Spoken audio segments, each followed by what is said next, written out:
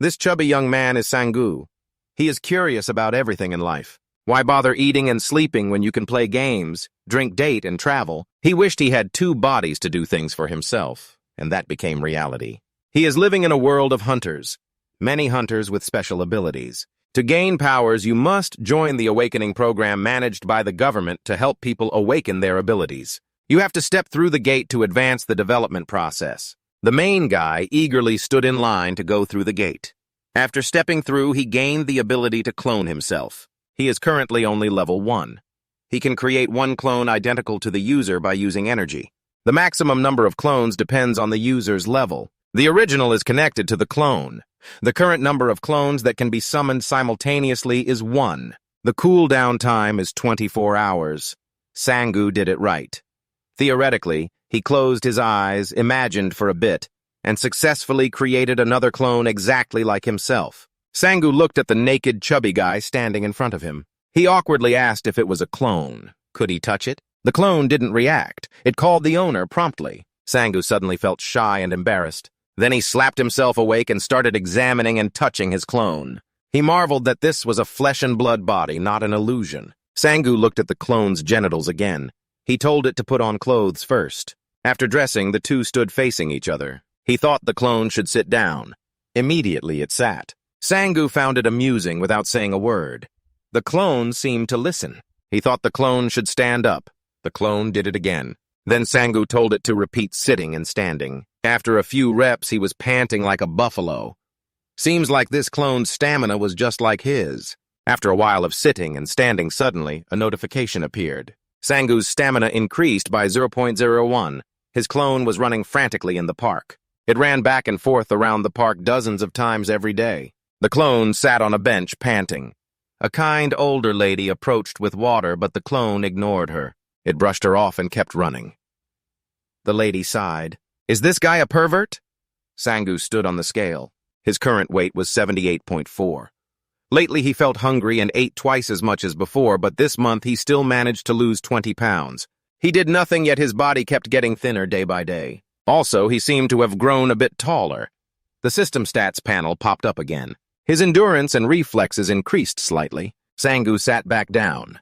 He discovered a few things while observing the first clone. He didn't suffer the pain or exhaustion that the clones had to endure. Second clones only disappear if injured or if their energy exceeds the threshold limit. Third, whenever his body changed, the clones immediately copied his new appearance exactly. Fourth, even when far away, he could command the clones just by thinking silently in his head. And finally, clones cannot create clones. Sangu searched the Hunter Wiki page to find data. Level 1 data is the limit for an unawakened adult. There are normal data and special data, but most fake awakenings have some normal data chosen and unlocked. Recovery-resistant stamina intelligence are some special data, and there's no way to know how to unlock these special data except in rare cases. It's difficult to increase even 0.001 points per day through normal training. Sangu looked at his own stats.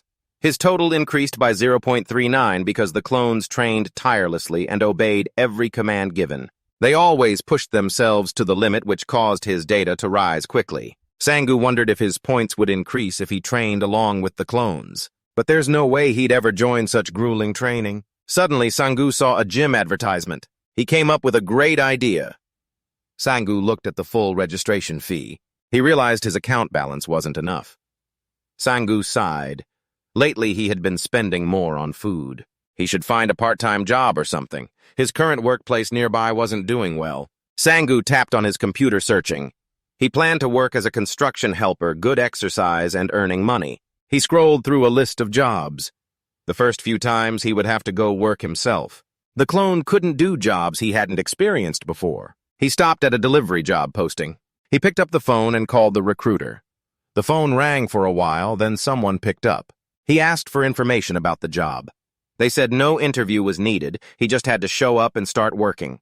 They asked when he could start. Sangu said tomorrow.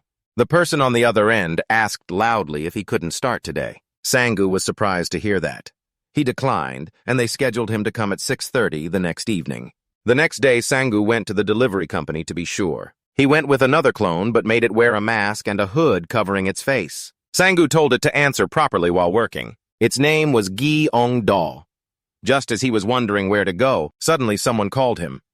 Sangu turned around and recognized an acquaintance. Uncle Dae-ok. The man barely recognized him because he had lost so much weight. He pointed Sangu to the building and told him to go inside. That was the office. Sangu was fired up and mentally prepared to work. After finishing the job early, he went home. After a while, he was panting heavily like a worn-out ox. His mouth was dry and his hands and feet were trembling. He had been too unrealistic about this job. He figured it would probably take until tomorrow to finish. Sangu cried silently without tears. He should have just stayed home and cleaned. Only the clone was useful. After receiving a 1-hour break order, Sangu felt like he was about to transform into a ghost. Just then, Uncle Dae-ok handed him 2 cans of drinks, advising him to stay hydrated to replace sweat loss. Uncle even bought food. Sangu gratefully accepted it. Uncle Dae-ok sat down beside Sangu and the clone. He looked at the clone and asked its name. It worked like an ox, but was very quiet. The clone said its name. Sangu had already mentioned it earlier. The uncle gave it to him. Then he turned to ask Sangu if he was okay. It seemed this was Sangu's first time doing this kind of work. Sangu said he was quite tired. The uncle burst out laughing and praised them for being persistent. Most people quit around this time. Sangu silently crushed the can in his hand. If he hadn't been broke, he wouldn't have needed this job. The uncle asked which university he attended. He replied he was at Hizongo University. The uncle complimented him, saying he must be good to get into that school. The uncle wished his daughter could go to that school, too. Sangu comforted him not to worry too much. He wasn't that good, but still got in. The uncle was curious how he got admitted. He said he had some certificates and was admitted directly. The uncle laughed out loud, thought for a moment, then asked if he wanted to find another job. He asked what kind of a job. The uncle said he could tutor his daughter instead of wearing himself out here. Sangu hesitated a little. He thought about his account balance. He asked the uncle about the salary. The uncle said 50,000 won per session. Each session lasted 2 hours, 1 or 2 sessions per week. Sangu calculated that 50,000 won for 2 hours wasn't bad pay for the time spent. Sangu accepted. The uncle brushed off his pants, stood up, and said he would discuss it with his daughter and get back to him. Sangu also stood up and stretched. Things were really going smoothly. The system popped up a notification that his stats had increased by 0.001 again. He was satisfied he had a job and his stats increased. It was really great. At that moment, another uncle pushed out 2 boxes and told them to transfer them on. Sangu turned off the electronic board. He rummaged through his bag to eat first, then continued working. But he had been so busy talking that his food bag was already completely empty. He glanced over and saw the clone chewing messily, missing every bite. Sangu froze with an awkward smile. Its mouth looked like it had eaten everything damn dog. The next morning, Sangu was aching all over. He swore he would have to use number 1 to do part-time work from now on. Looking at his stats, they had only improved a little. This proved that number 1 was working very hard. He used telepathy to order number 1 to go home. He wanted to make it disappear by summoning it back, but that would mean losing the outfit. After finishing breakfast, number 1 returned. He told it to take a shower and change clothes. Then he ordered it to hold out its hand. Sangu nervously held the acupuncture needle and pricked his finger. Blood oozed from his finger, but number 1 showed no reaction. Flustered, Sangu wiped the blood with tissue and asked if it hurt. Number 1 remained indifferent with no expression. Sangu read on the Hunter Wiki that unlocking the resurrection skill can be done in the following ways. First, injure the body yourself. Second, let it heal on its own without any external help. Third, repeat these 2 steps until the skill is unlocked. Fearful Sangu didn't dare create a bigger wound. It felt gross already, so he decided to just regularly make small wounds for now. Sangu told number 1 that whenever it's hungry or done working, it should just eat ramen. He gave it a phone and told it to take it along when working and remember to answer calls. Saying that, Sangu grabbed his bag and a flyer and went outside. He looked for the address of the gym from the other day. While walking, he ran into an acquaintance, a tall, big, dark-skinned guy who grabbed him roughly. He asked about Sangu, who was a bit startled. Sangu frowned and shrugged off his hand. This guy was Kim Gyeong. He laughed and said, "You've lost a lot of weight lately, huh? Must have dropped a lot of pounds." Sangu held up the flyer and said he was exercising every day now. He was on his way to the gym now. Gyeongjo poked his own belly fat. He said he needed to work out too. He asked what gym Sangu was training at. Sangu said the gym was called Flexible Body. Gyeongjo laughed loudly. He said that place was highly rated. The personal trainer there was super handsome. He followed Sangu to the gym. The two went inside. The instructor quickly greeted them. He introduced that the gym was currently running a promotion. If you register for 3 months, it only costs 160,000 won. Sangu didn't hesitate and signed up for 3 months at once. After all, the clone would be the one working out for him. Sangu asked the trainer to show him machines suitable for his body type. After paying, the two took a tour around. Sangu tried hard to lift weights, but after a few reps he was out of breath and sat down. The trainer complimented his physique. Just as he was about to introduce a machine, they heard a loud crashing noise. Turning around, they saw Guang easily lifting weights with loud crashes like a bull. After lifting, he posed around showing off. The trainer exclaimed and asked if he had done bodybuilding before. Guang laughed and said this was his first time training. His physical strength had increased after awakening. The trainer asked what his fitness stat was. Excited, he answered 2.1. Hearing their conversation, Sangu realized that the hunter skill Guang mentioned last time was strength. But if even a newly upgraded skill was that strong, how strong must the higher-level hunters be? No wonder everyone only talks about hunters. Sangu felt his phone vibrate. He pulled it out and answered. The caller was Deokchi. Uncle called about the tutoring. He asked if Sangu had time now to meet and talk. Sangu said yes. They agreed on a meeting place and hung up. Sangu went to Deokchi's apartment.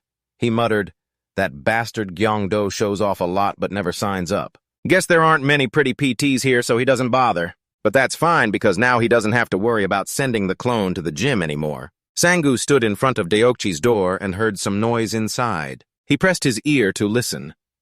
Inside, father and son were arguing about the tutor. The daughter seemed like she didn't really want a tutor. Suddenly, the door slammed open. Sangu hit the door face first and fell sitting on the ground. Deokchi stepped outside intending to sneak off to work, but saw Sangu standing outside the door. The daughter inside was also stunned. After a brief commotion, Deokchi invited him inside to sit down. His wife brought out some apples to offer him. He had lost so much weight recently that she barely recognized him. Sangu turned to the daughter. By then, she had put away her earlier fierce demeanor and shyly introduced herself. Deokchi and his wife whispered and giggled to each other, saying the girl was shy. Hyun was still embarrassed. She didn't know what else to say. Now she just wished she could find a hole to crawl into the ground. Sangu probably heard everything earlier. He acted as if nothing had happened. He talked about her studies and asked her to show him her grades. Hyun shyly handed them over. After looking, Sangu stood frozen, stunned. He couldn't even manage a smile. Deokchi and his wife exchanged knowing smiles. Deokchi grabbed his jacket and rushed outside, saying he had to go to work. Sangu also noticed the girl's embarrassment. He told her not to worry. He hadn't scored very high on the SAT either. He had lots of tips for tackling the test. Hyun brightened up considerably. The girl was excited. Sangu began tutoring her. After finishing, he went home. He still had a lot of work to do, but luckily Hyun was pretty smart. Sangu sat back down. He told himself number one must have gone to work already. He had already given her a backup phone. But if the number of clones increased, managing multiple phones would become a hassle. Sangu went online to the Hunter website to look for skills. He found an urgent sale for telepathy skills. It allowed linking senses with pets and summoned creatures. The linked parties could share their vision. Price was 1 million won. Sangu scrolled to another listing. Telepathy skill scroll for 4 million won. Sangu muttered to himself. If he had that much money, he would have bought a whole house already. He'd have to work until the end of his life to afford these skills. Do hunters really manage to buy stuff like this? Being rich at this price is still considered low-end. Sangu checked his bank balance again on his phone, 233,001. He threw the phone down on the bed, annoyed. He wondered if he should become a hunter. Scrolling through some news, he saw the luxurious lives of A-rank hunters. He sat up abruptly. That skill was really great after all. With it, he could easily send clones to handle small tasks. Sangu put on his jacket. If he was going to be a hunter, then so be it. Sangu headed straight to the hunter center. He stretched his arms. He wasn't sure if he had just unlocked his vitality or not. Even though he'd only slept a few hours, he still felt refreshed. Sangu went inside. He looked around curiously. It seemed not many people had come to take the test. Tweetton announced there were 20 minutes left to register for the hunter qualification test in the basement. Sangu followed the directions downstairs and opened the door to the hunter certification exam room. Inside, a crowd was already waiting. Sangu didn't dare say a word. He sat in an empty seat. After a while, 3 people entered. The short, gruff man leading was Aongwon. He was a C-rank hunter and the exam proctor. He introduced the test, which included a written exam, a practical test, and an aptitude test. Anyone caught cheating would be disqualified from this exam and banned from next year's test as well. The atmosphere suddenly became tense. Then the test began. In some car, CEO Kang of GM Company was being pressured to pay a deposit. He promised to pay it all by the end of the month. After hanging up, he checked his watch. The hunter test must be over by now. He had to hurry there to make his move. Sangu finished the test, feeling like he had just woken from a dream. Now he had passed the test and became an F-rank hunter. He couldn't believe it. Everyone said it was really easy. He was still wondering just how easy it actually was. It turns out to be just like a driver's license test. The written exam questions were pretty easy. Just remember a few things and you're good. They give plenty of time to practice the practical part. And the bar is pretty close too. The aptitude test was like a civic education class at school. They ask one question and then you're done. This job involves weapons and risking your life, yet the test is so brief. Sangu was a bit in disbelief. It was as if the government wanted them to do this job. Sangu sighed. He saw a group of people in the distance. He was curious if they belonged to the organization that recruits hunters. Suddenly, someone behind him handed over a business card congratulating him on passing the hunter test. This person was CEO Kang from earlier. He introduced himself as Kang Jun-mo. He told Sangu to contact him whenever buying items or looking for monsters to hunt. He would get the lowest prices. Sangu shyly thanked him. Suddenly, the system notification popped up in front of him. His cloning skill increased to level 2. The maximum number of clones that can be created simultaneously is now 2. Without waiting for CEO Kang to finish his introduction, Sangu hurriedly ran off, leaving a message that he would contact again later. CEO Kang trembled quietly with tears. Silent tears and snot flowed inside. Remember to contact me again, okay? Sangu chuckled. Cloning is really amazing. He named the newly created clone number 2 and pulled out the business card he picked up today preparing for his hunter journey. CEO Kang tiredly threw the remaining business cards onto the chair beside him. He silently hoped people would get in touch. Kang Jun-mo looked out the window. He recalled the conversation with his superior at headquarters. His superior threw a pile of papers at him, instructing him to allocate funds according to the amounts listed there. Kang Jun-mo flipped through the pages to check the numbers inside. He found the amount rather strange. The blood price of dwarf demons should be at least 5,000. His boss said some nonsensical thing telling him to get a grip. If they always followed the rules and did the right thing, they might as well eat dirt. The boss put down his coffee cup and patted Kang Jun-mo on the shoulder. I know you're very upright, but don't be too sensitive about business here. Kang Jun-mo trembled tightly, clutching the papers, unable to say anything more. His head ached. If he had known earlier, he should have just kept quiet. Suddenly, his phone rang. He took it out and answered. On the other end was Sangu calling. He had something to ask. They arranged to meet at a cafe. When Jun-mo arrived, Sangu was already there. They exchanged words briefly. Sangu wanted to hunt somewhere safe and suitable for a newbie. Jun-mo asked about Sangu's skills. He replied that his skill was cloning. Jun-mo felt awkward after hearing that. He had heard of this skill before. It seemed to be the ability to create illusory clones, but those clones were useless. A rookie with such a useless skill couldn't achieve anything on a hunt. Jun-mo thought for a moment, but remained polite. He pretended to praise Sangu's skill and then handed him a contract to read. The first hunting spot he suggested was the Slam Slam hunting ground. It wasn't aggressive or dangerous, but when hit it would spray out liquid and poisonous gas. You need to wear a mask and protective gear. Those things are hard to wear, so the downside is you can't hunt for long. Sangu grabbed the contract and said it was no problem. The second option was hunting one-horned rabbits. The hunting time there was ample, but they were hard to catch, so probably not a lot of loot. There was a fence around, so it was also a safe place to hunt. As for other low-level monsters like giant rats, but the two options Kang Jun-mo gave were the best if Sangu wanted to ensure safety. Sangu still carefully flipped through the contract. Both places were good. He was also quite satisfied with the item prices. He put the contract down and said he accepted it. Kang Jun-mo noted it down in his book and asked which hunting ground he wanted to choose. Suddenly, another hand stamped the signature. A second Sangu appeared.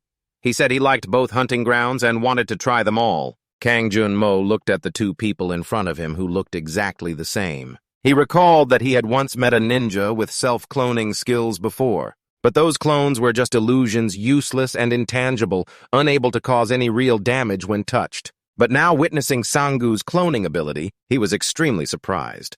That clone could check contracts and even drink coffee. This was the first time he had seen such a skill. Junmo still doubted a bit and asked Sangu, "Are you two twins?" You burst out laughing. It was understandable that he misunderstood. Sangu patted the clone's shoulder and said, "This is my clone. My clone is the real deal. Actually, I have another one, but I've sent it to the gym." Junmo was surprised. "You have to work out even for your clone." Sangu explained cheerfully, "If my clone gets stronger, then I will become stronger too." Junmo felt much more hopeful. This was not just an ordinary F-rank hunter skill.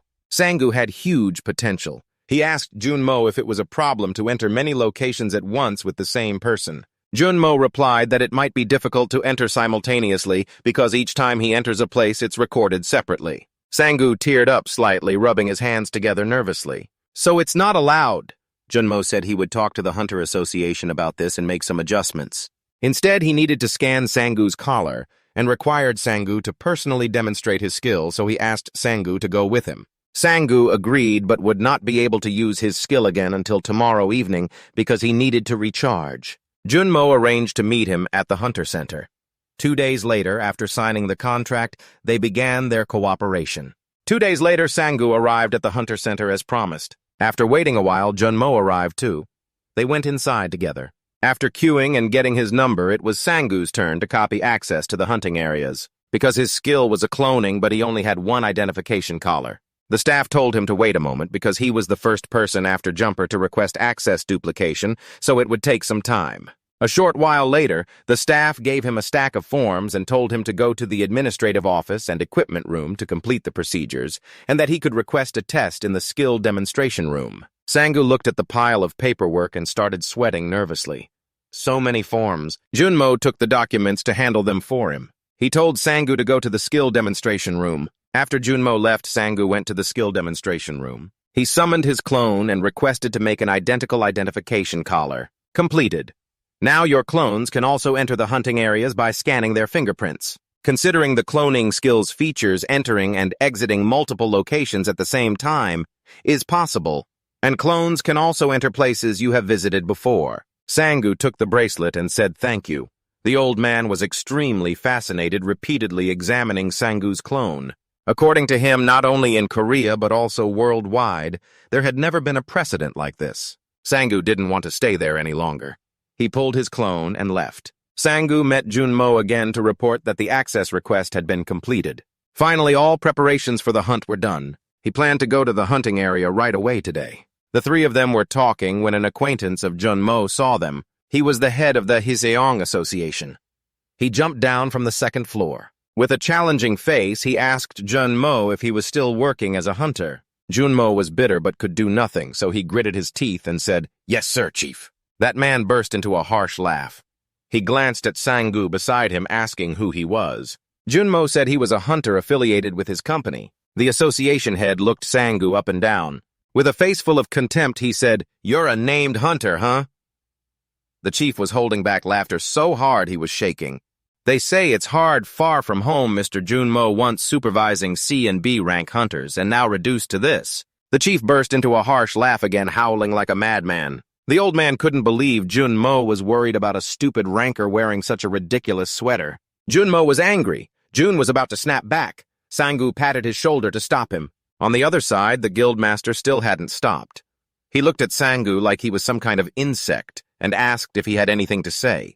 Sangu laughed heartily, the opposite of a normal reaction. He said he was honored just to meet the guildmaster of the top corporation in the country. The guildmaster praised him, saying he had good taste. Sangu added more, saying he was not just like that. Not only was it the top corporation in the country, but it was also the top monopoly in dungeon operations nationwide. The leader in controlling hunting zones. The leader in payout rates. He couldn't believe the guildmaster of that corporation was praising him like this. Now he was so happy he didn't know what to do. The guildmaster cracked his neck. He thought Sangu was quite brave. He didn't know when he had snuck up behind Sangu. He wanted to test if Sangu's skills could keep up with his courage. Sangu was sweating as he looked behind. Luckily, someone came over just in time to stop the guildmaster's next move. He let go of Sangu. He asked for his name. Sangu joked and didn't say telling him to go find the answer himself. They left the guild center. Junmo thanked him for what happened earlier. He said he was not stupid. He had discovered that by investigating a bit about the Zimmer organization, but there wasn't much information about it on the internet. While investigating, he saw a rumor about manager Kang Junmo. According to someone involved, he had been kicked out of the Hyeseong Corporation. Junmo realized Sangu already knew everything. He asked why Sangu chose their organization. Sangu didn't hesitate to say it was because of the payout rate. Unexpectedly, the rate was 80-20. Moreover, if anything happened in this industry or corporation that he couldn't handle, he could trust Junmo. Junmo was touched and thanked him. Meanwhile, in the gym room, Sangu's clone was training so hard that his hands were bleeding. People around whispered worriedly about him. Suddenly, the phone got a message. The clone opened it and saw it was from Sangu telling him to finish the workout and take a shower. At 4 o'clock, wait for him in front of the gym. The clone obeyed, stopped training, drank water, and rested. Sangu was in the hunting zone. He wore full protective gear and held a hammer poking at slimes. After leaving the hunting zone, he took off his mask and complained. The gas mask was really cumbersome. He felt like he was wearing a ton of masks and breathing through them. Junmo said the slime hunting area was quite safe, but hunters rarely went there. The loot wasn't much either.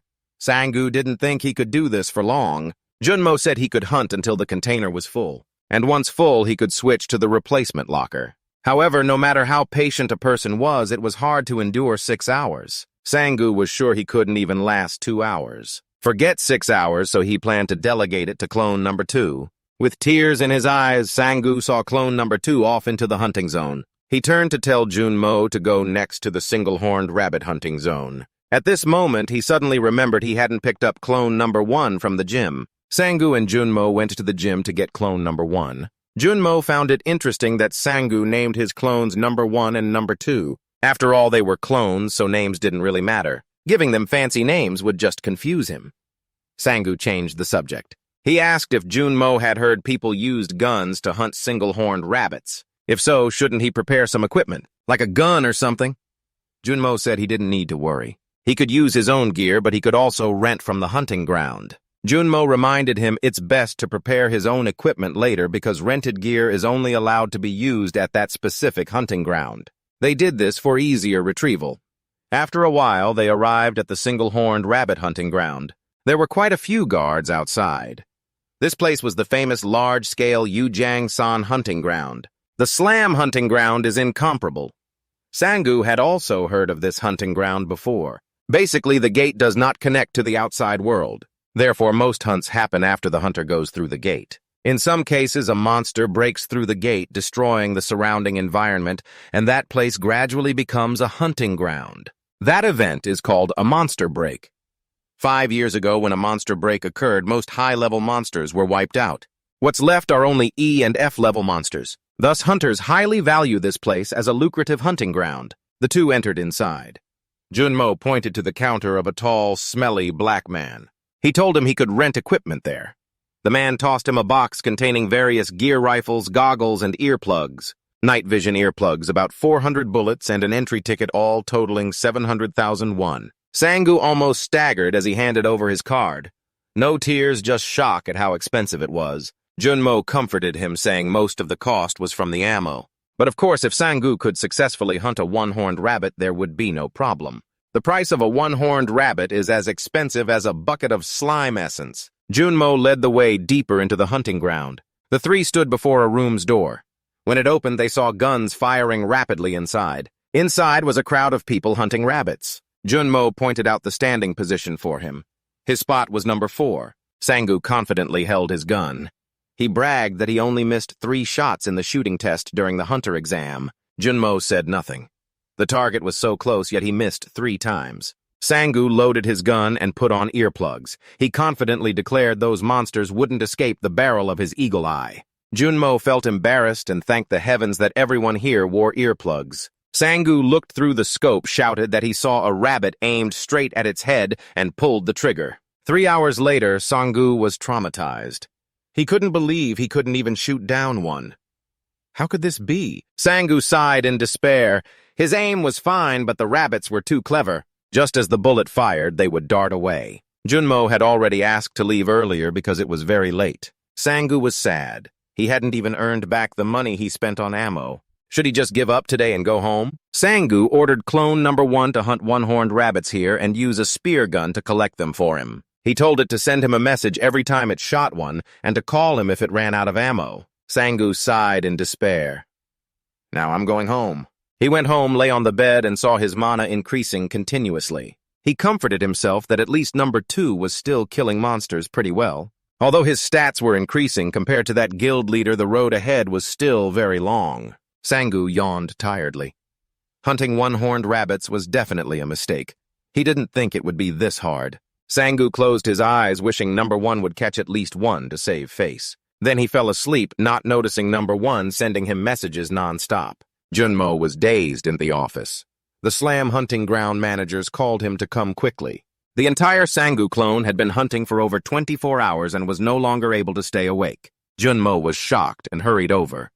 At dawn, when Sangu finally woke up, he wondered if number 1 had run out of ammo. He checked his phone messages and it itched him. Why were there so many messages? Junmo arrived at the Slam hunting ground. He couldn't believe it. In just one day, that clone had filled all these containers. The clone was still wearing protective gear, bleeding heavily, but not stopping. Junmo took out his phone and called Sangu with good news.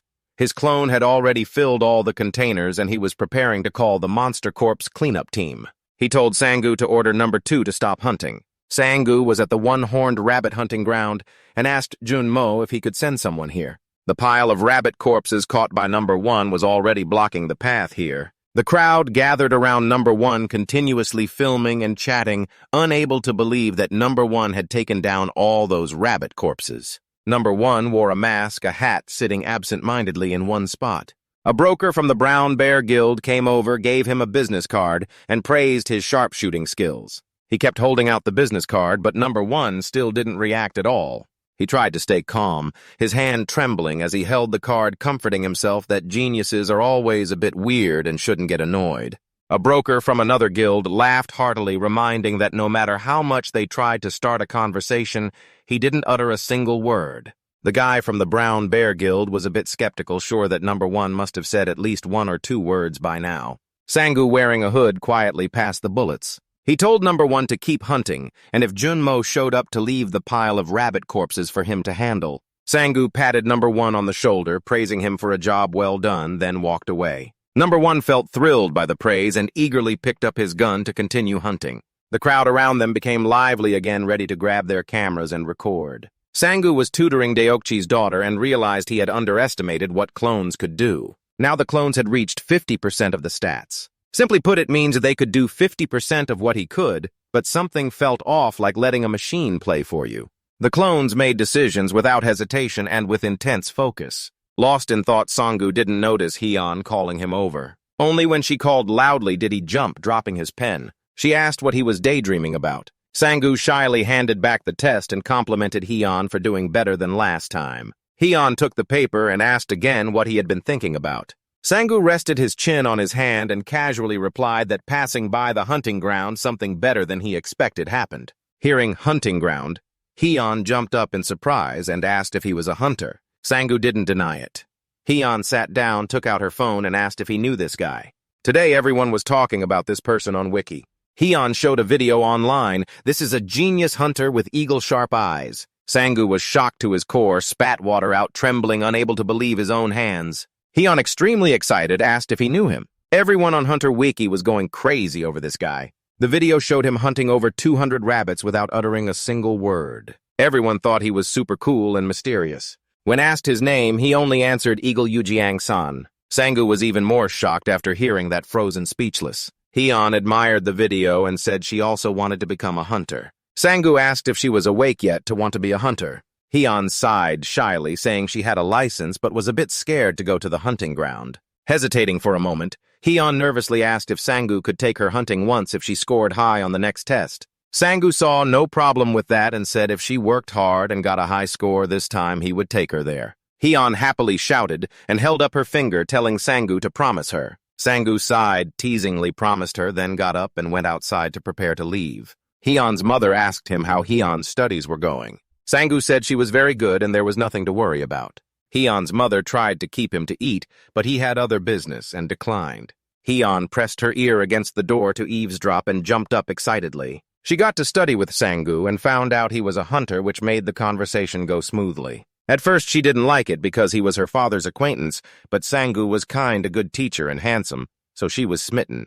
Hyun brushed away those indecent thoughts and sat at the desk determined to study. Sangu headed to the one-horned rabbit hunting area. When he arrived, it was still bustling. Junmo called a bunch of people to collect rabbits. Junmo asked if Sangu had checked the money he sent. Sangu took out his phone. He had turned off notifications and hadn't seen it. When Sangu checked his account balance, he was stunned. The amount was over 32,000 won. Sangu excitedly asked if it was really that much.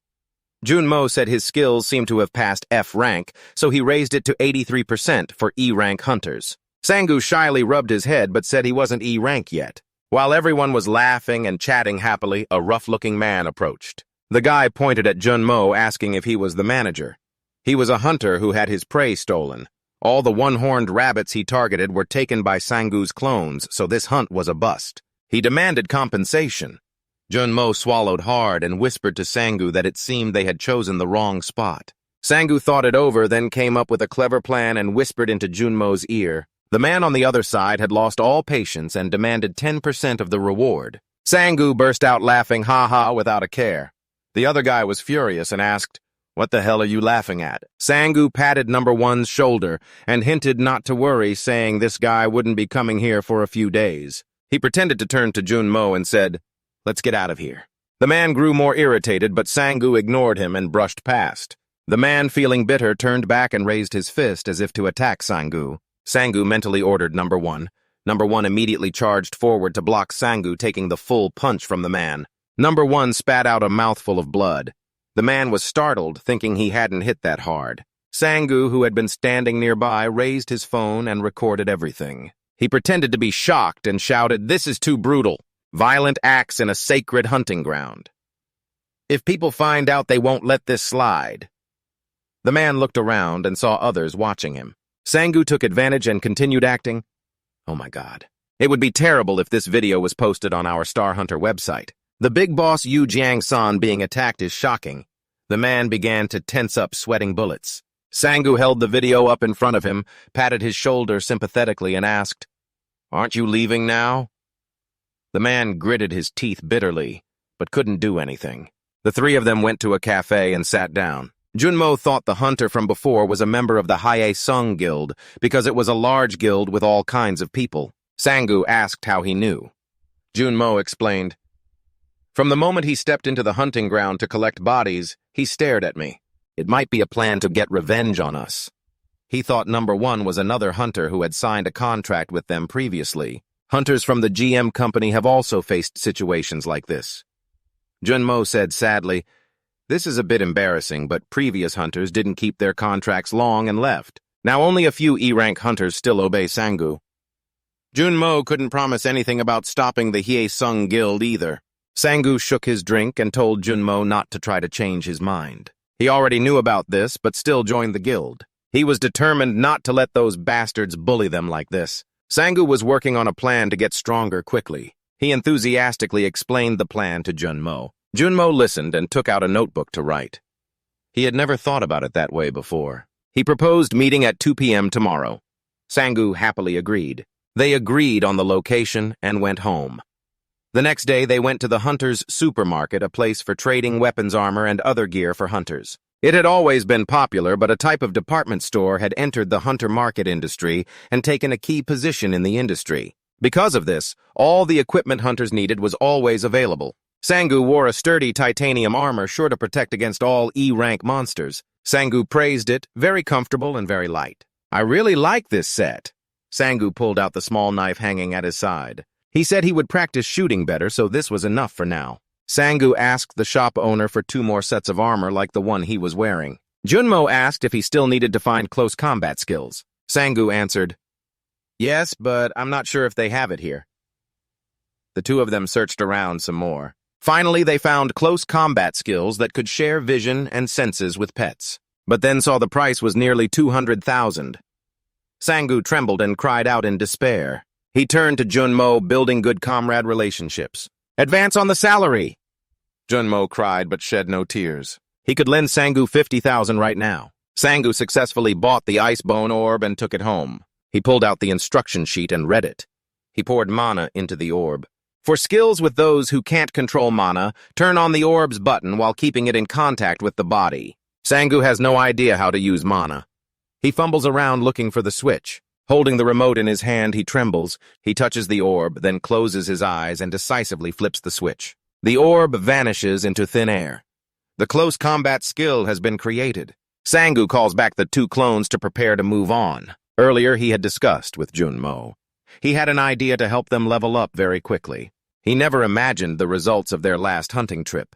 The clones have half the endurance, stamina, and reaction time of his own stats, but they managed to hunt down 300 one-horned rabbits while he couldn't catch a single one. Even the part where he ordered the clones to take the hunter's punch and act as miserable as possible. But timing that perfectly and calmly sticking your face in front of that punch is no easy feat. Although these clones have low clone stats, they have excellent body control. So Sangu wanted to take advantage of this strength. First, he sent two clones to different training grounds. One trained in ranged weapon skills, the other in close combat. He would train the clones extremely rigorously to push them to their limits. After learning just a few basic moves, the two clones easily defeated opponents and shattered target boards. The second thing was that he needed close combat skills. It not only shares vision, but also shares all senses, smells, catalysts, and connects other sensations.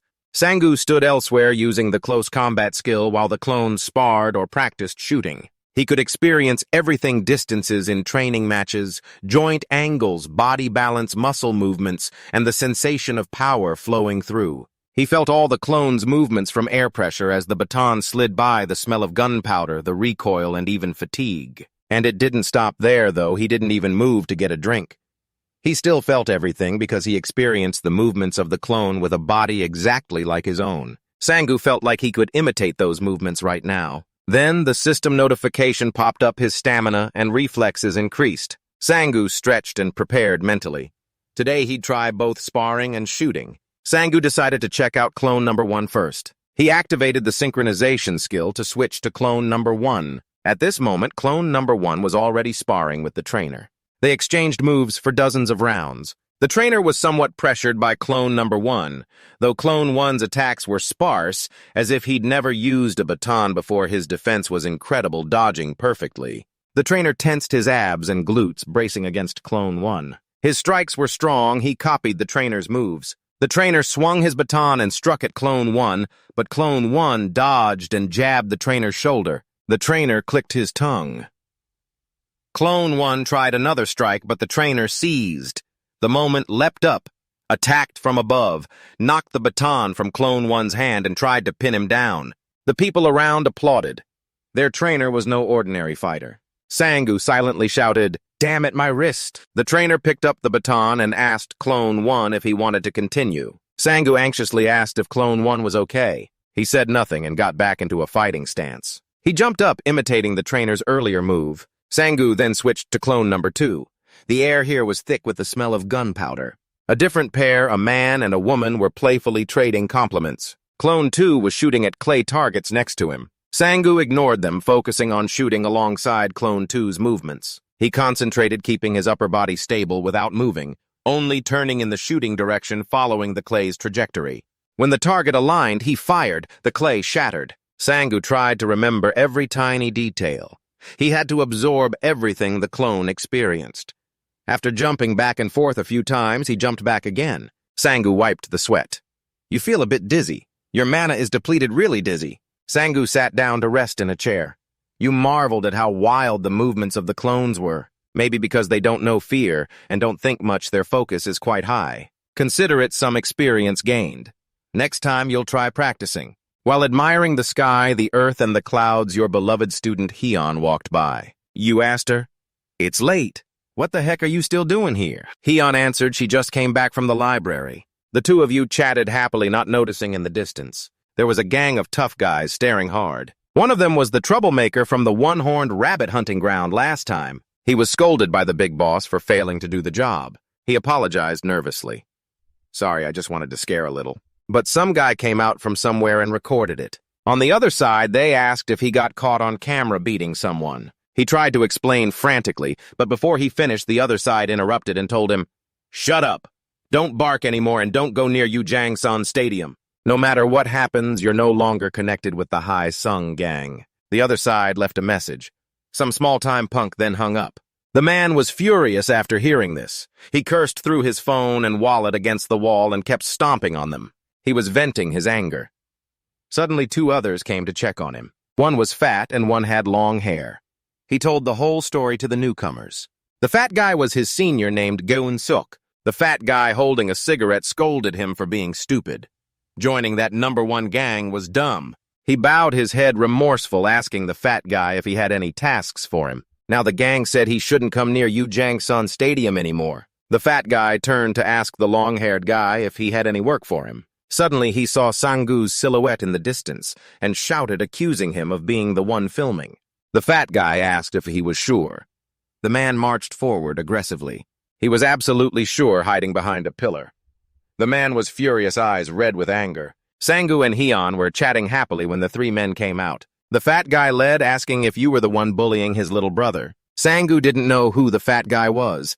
When he saw the familiar face behind him, he realized. Sangu stood calmly and asked the fat guy's group what was going on. The man behind couldn't hold back anymore. He snapped at Sangu, telling him not to play dumb. The fat guy stopped his underling's action.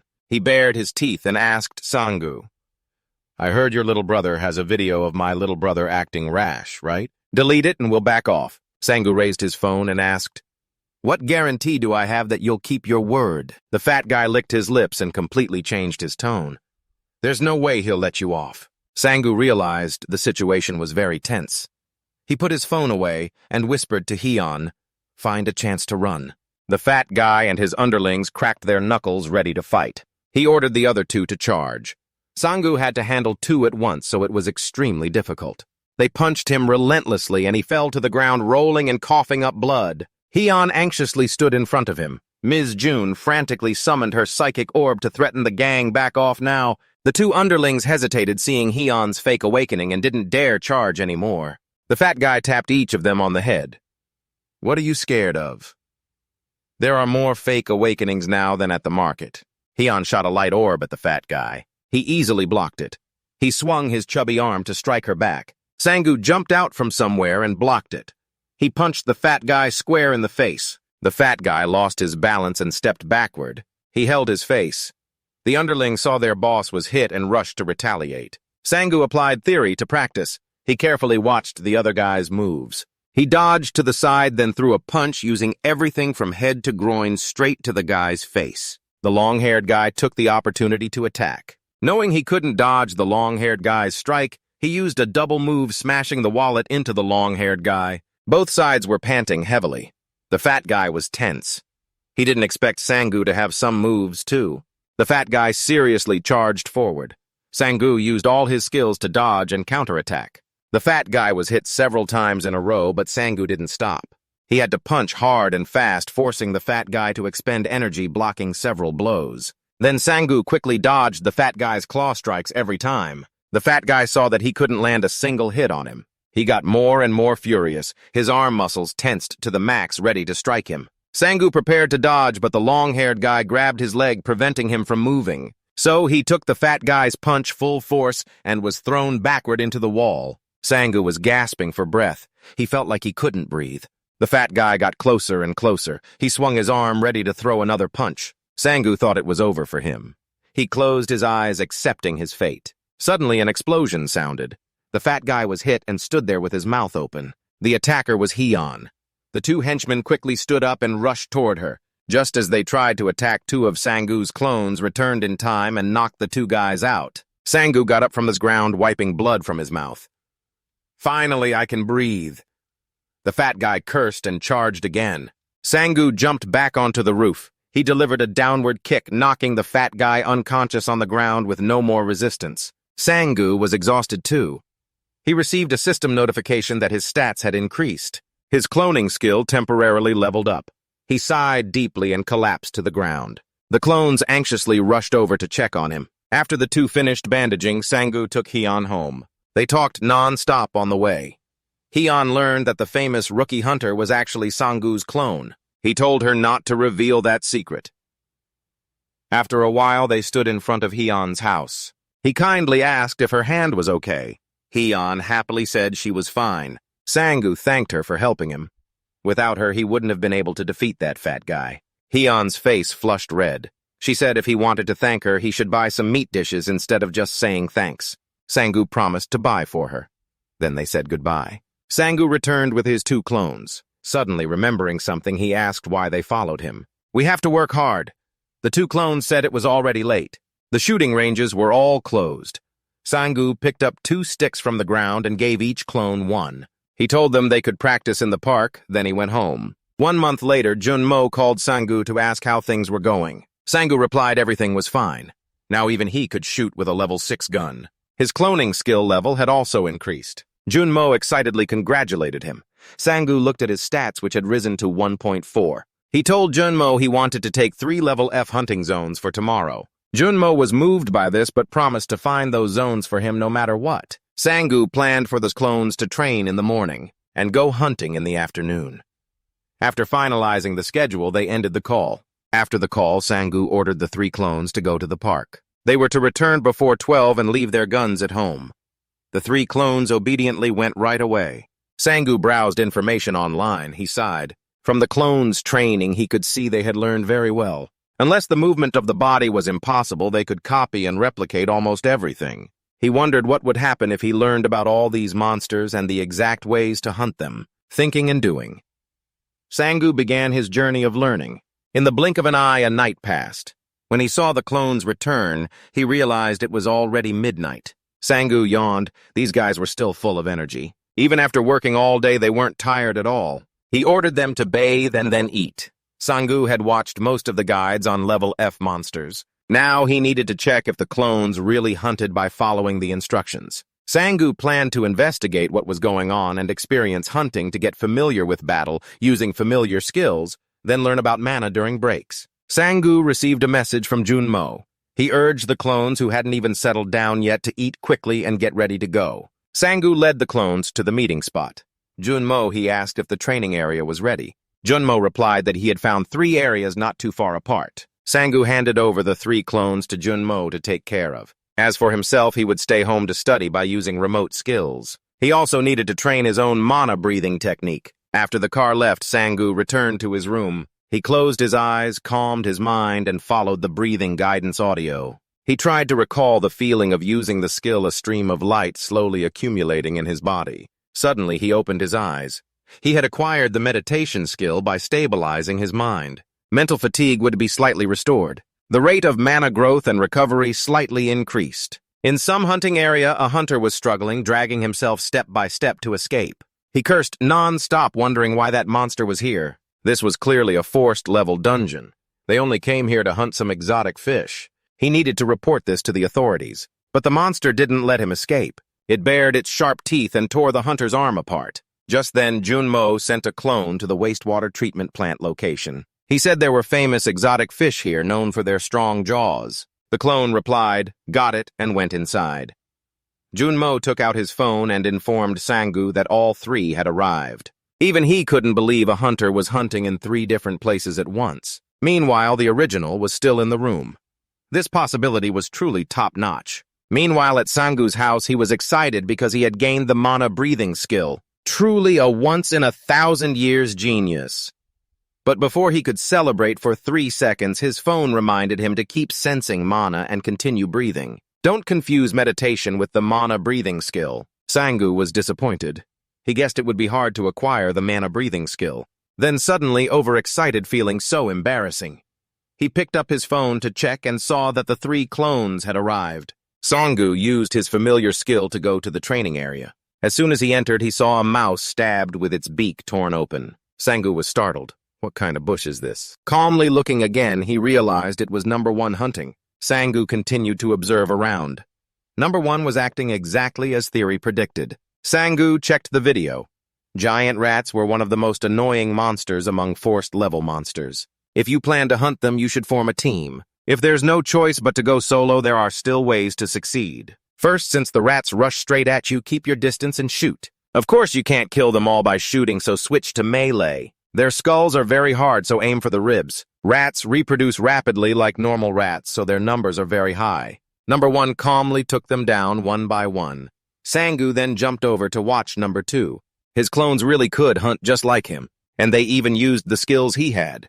They weren't scared or panicked at all. They hunted without caring about the opponent's levels, and he could experiment with hunting using familiar skills. Sangu's stats gradually increased. The clones also became stronger. Today he would clear out all the F-rank monsters. After hunting for a while, he felt something was missing. Sangu suddenly realized he hadn't gathered the monster corpses. His money was flying away with the wind. Immediately, he ordered the 3 clones to go back and collect the corpses. Monsters, hurry up. No money means no wings to fly. Sangu was so frustrated he couldn't cry. He pointed at the fish lying over there and told number 3 not to collect them. It said it didn't hunt those fish. Whoever hunted them should collect them. Sangu's eyes twitched as he pointed at number 3, warning that they were all money. Don't mess around like that, number 3. Listen and collect them. Sang felt gross looking at the fish all torn up. Number 3 pulled a fish's arm out from inside and asked Sangu if he wanted to collect this. It's not even a fish.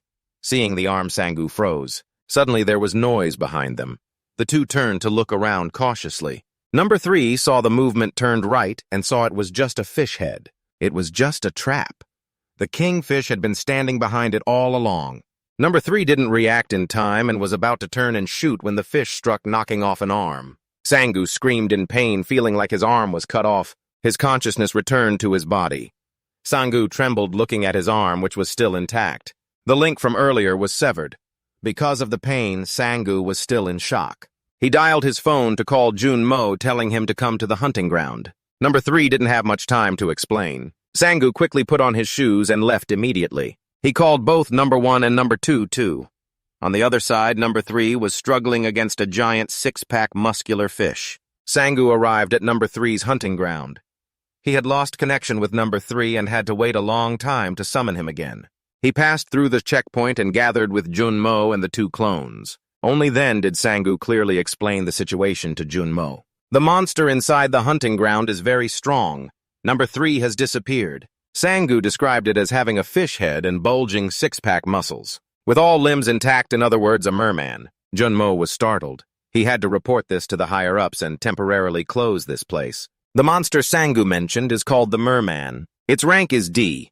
Even a whole team of E-rank hunters couldn't do anything to it. Sangu told Junmo to inform the guards to prevent other hunters from entering. After his clone went in, he couldn't sit still. He wanted Junmo to trust him the same way he trusted his clone. Sang activated his familiar skill again. He advanced with his 2 clones.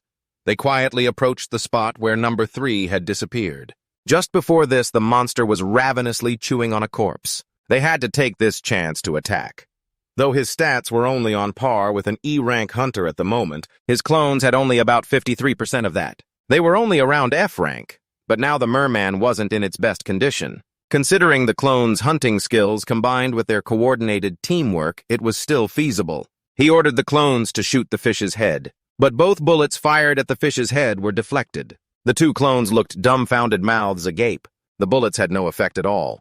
The merman slowly stood up. It bared its fangs, slashing and growling. The merman jumped toward clones number 1 and number 2. They jumped to attack the fish from behind, but only managed to scratch it slightly. The fish swung its sword, hitting several trees in the forest. Sangu breathed a sigh of relief. Luckily, the fish's body was big, making it difficult to swing the sword among the trees like this. But he had to take back his words. The fish cut down a tree in the blink of an eye. Number 1 and number 2 continued to rush forward, stabbing the fish's arm with knives, but to no effect. It swung a punch, sending number 2 flying into a tree across. Sangu cursed. Damn it. If the attacks keep being useless like this, how the hell are we supposed to hunt this big tough bastard? Sangu suddenly remembered the 2 bullets number 1 and number 2 had fired at the fish earlier. The first bullet was immediately deflected, but the second caused some damage. He ordered the clones to aim at the fish's wound again. And sure enough, it worked. Sangu felt like he saw a light at the end of the tunnel. He told the 2 clones to feed the fish some copper candy. Number 1 and number 2 nimbly dodged attacks, jumping everywhere, shooting repeatedly at the fish's wounds. The fish was infuriated. The sword in its hand glowed red. It swung at clone number 1. He raised his hand to block, but was knocked back, coughing up blood. The fish had grown stronger than before. Sangu quickly realized the sword it held was reacting to its own blood. This meant the fish had sustained significant wounds and was only temporarily stronger. The two clones kept attacking the fish's wounds. It staggered in pain and punched clone number 1 in the stomach. Sangu felt the pain deep to his gut. Number 1 grabbed the fish's punching hand. With his other hand, he kept stabbing the fish with his knife. The fish screamed in pain. It kicked number 1 away and then swung its sword to strike down. At that moment, number 2 rushed up to protect number 1. Then the two clones continued their assault. After a relentless attack, the fish was badly wounded. Bleeding heavily, it could no longer hold on and collapsed. Both clones were exhausted, panting like cows, and then collapsed on the ground. They couldn't even walk anymore. The ammo was all gone, too. Sangu thought today's hunt was enough. Time to stop here. He thought it was over. Sangu sat up to report back to the manager, but noticed the fish behind had completely disappeared. He ordered clone number 2 to follow the fish by tracking its footprints. The fish headed toward the main gate. Outside, the guards had just received a report of a level D monster appearing inside the hunting ground, so the entrance was sealed off. They informed the newly arrived hunters. The hunting team from the association would be dispatched soon, so if there were any changes, they would report back immediately. Just then, a problem occurred at the entrance gate. The monster got close to the gate and was about to charge out. The gate guards fired their guns desperately to stop it from getting out, but the bullets had no effect. The fish burst out of the gate. Clone number 2 threw a knife from behind, hitting the fish's head and making it jump. Sangu rushed out from somewhere to catch the knife, gathering his strength to slash straight into the wound on its head. The fish screamed in pain and blood splattered everywhere. Sangu didn't loosen his grip. He kept pushing the knife into the fish. He collapsed, totally worn out. Clone number 2 proudly shed tears and gave a thumbs up in admiration. A moment later, the hunters from the association arrived. When he arrived, the fish was already lying in a pool of blood. He asked what had just happened here. The gatekeeper explained that a level D monster appeared, but one hunter entered through the gate before the lockdown and hunted down that monster. The association member was skeptical, saying this wasn't a level F hunting ground. Why would a level D team be here? The gatekeeper hurriedly explained it wasn't a level D hunter or group. They were still investigating. But from what they knew, a level F hunter had defeated the monster along with his clones. The association member examined the fish's condition. Every attack on that wound must have caused damage since there were no special weapons involved. But is it really possible to shoot precisely at the wound of a moving monster? He said he would check if there were any other monsters inside the gate. He told the gatekeeper to complete the investigation before he returned. The association hunter sighed. How was he supposed to report this to the association? Saying that the hunter killed the monster himself might be a bit much. Meanwhile, after defeating the fish, Sangu unlocked a bunch of skills. Sprinting skill, regeneration skill, attack skill, and other stats were also upgraded. Sangu wiped the blood off his body. This time he unlocked so many skills. Earlier he was too busy tussling to notice. Clones 1 and 2 were beaten badly but didn't disappear. It must be from having many regeneration skills. Junmo anxiously asked how clones 1 and 2 were doing. Sangu said they were injured but still needed some cooldown time before he could summon them again, and he thought letting them recover on their own would help boost their regeneration stats. Junmo laughed heartily, praising Sangu as truly amazing, taking down a level D monster completely. He thought now Sangu could handle a level E monster alone without any trouble. Suddenly, Sangu remembered the fish earlier had a very unique short sword that could absorb blood. He was about to reach for the sword when Junmo stopped him. He told him to have his clone retrieve the sword. What if this sword is cursed? Sangu asked. Can you not use cursed items? Junmo explained that cursed items were rare, so their value might be determined by their effects. Hearing about money made Sangu's eyes light up. He followed Junmo's advice and let the clone keep the sword. Cleaning up would be left to the cleanup team. He thought today was more than enough. If he stayed any longer, reporters would swarm all over him. Sangu pulled something from his pants pocket and showed it to Junmo. He asked if it was valuable. It had fallen from the fish's head. He asked if this was expensive. It fell out of the fish's head. Junmo was startled looking at the stone. Sangu held in his hand a low-grade gem.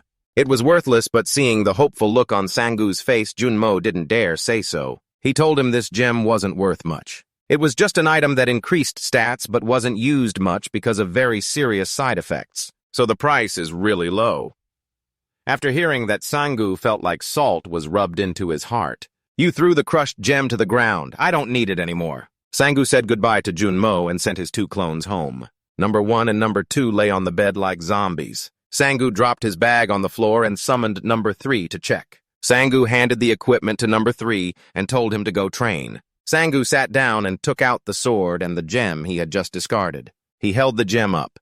The attribute of this gem is a low-level power-boosting gem, a crystal capable of upgrading strength. Humans can't use it. It works based on summoned entities but will turn them into monsters. This gem increases strength stats by 0.05. It is indeed attractive, but the stats made him very uneasy. Usually injuries on a clone or other sensations don't affect you.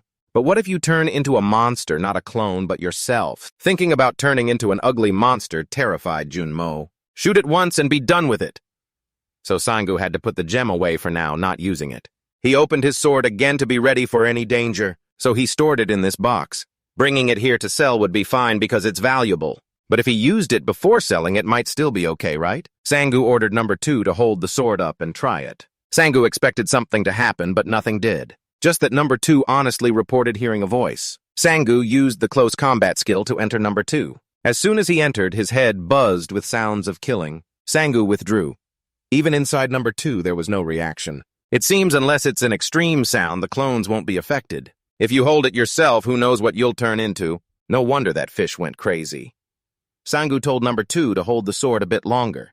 The system notified his resurrection stats increased. Resting helps them recover a bit faster. Sangu was troubled. Tomorrow he has to take them hunting. But for now, he ordered his clones to unlock the mana breath. Today, they would meditate together. The next morning, Sangu returned to school after a long break. His stats increased significantly. But more importantly, no one even greeted him. Sangu didn't realize he could feel this lonely. He entered the classroom and met his friend. He asked why he was in this class. His friend said he picked this major because the professor is easygoing and generous with grades. Sangu sat down to chat with his friend. People around started whispering, saying that was Sangu. Wasn't he really fat before? Now he's transformed. Sangu asked his friend if he changed a lot. His friend laughed and asked if he had met his parents yet. He guaranteed that even Sangu's old folks wouldn't recognize him anymore. His friend invited Sangu to drink after studying, but Sangu declined, saying he had plans and couldn't go. His friend threw a fit, shouting that Sangu was a traitor abandoning friends for girls. Sangu couldn't shut his friend's loud mouth in time. 2 other friends also heard it. They either hold a grudge or will always remember the day Sangu betrayed them. Just then, the professor entered the classroom, ending the noisy chaos. At the Global Hunters Association VKHA, they had calculated a disaster. A gate will form. Thousands of monsters will pour out. The highest monster level is A, and the gate will likely open in a few days. The location is South Korea.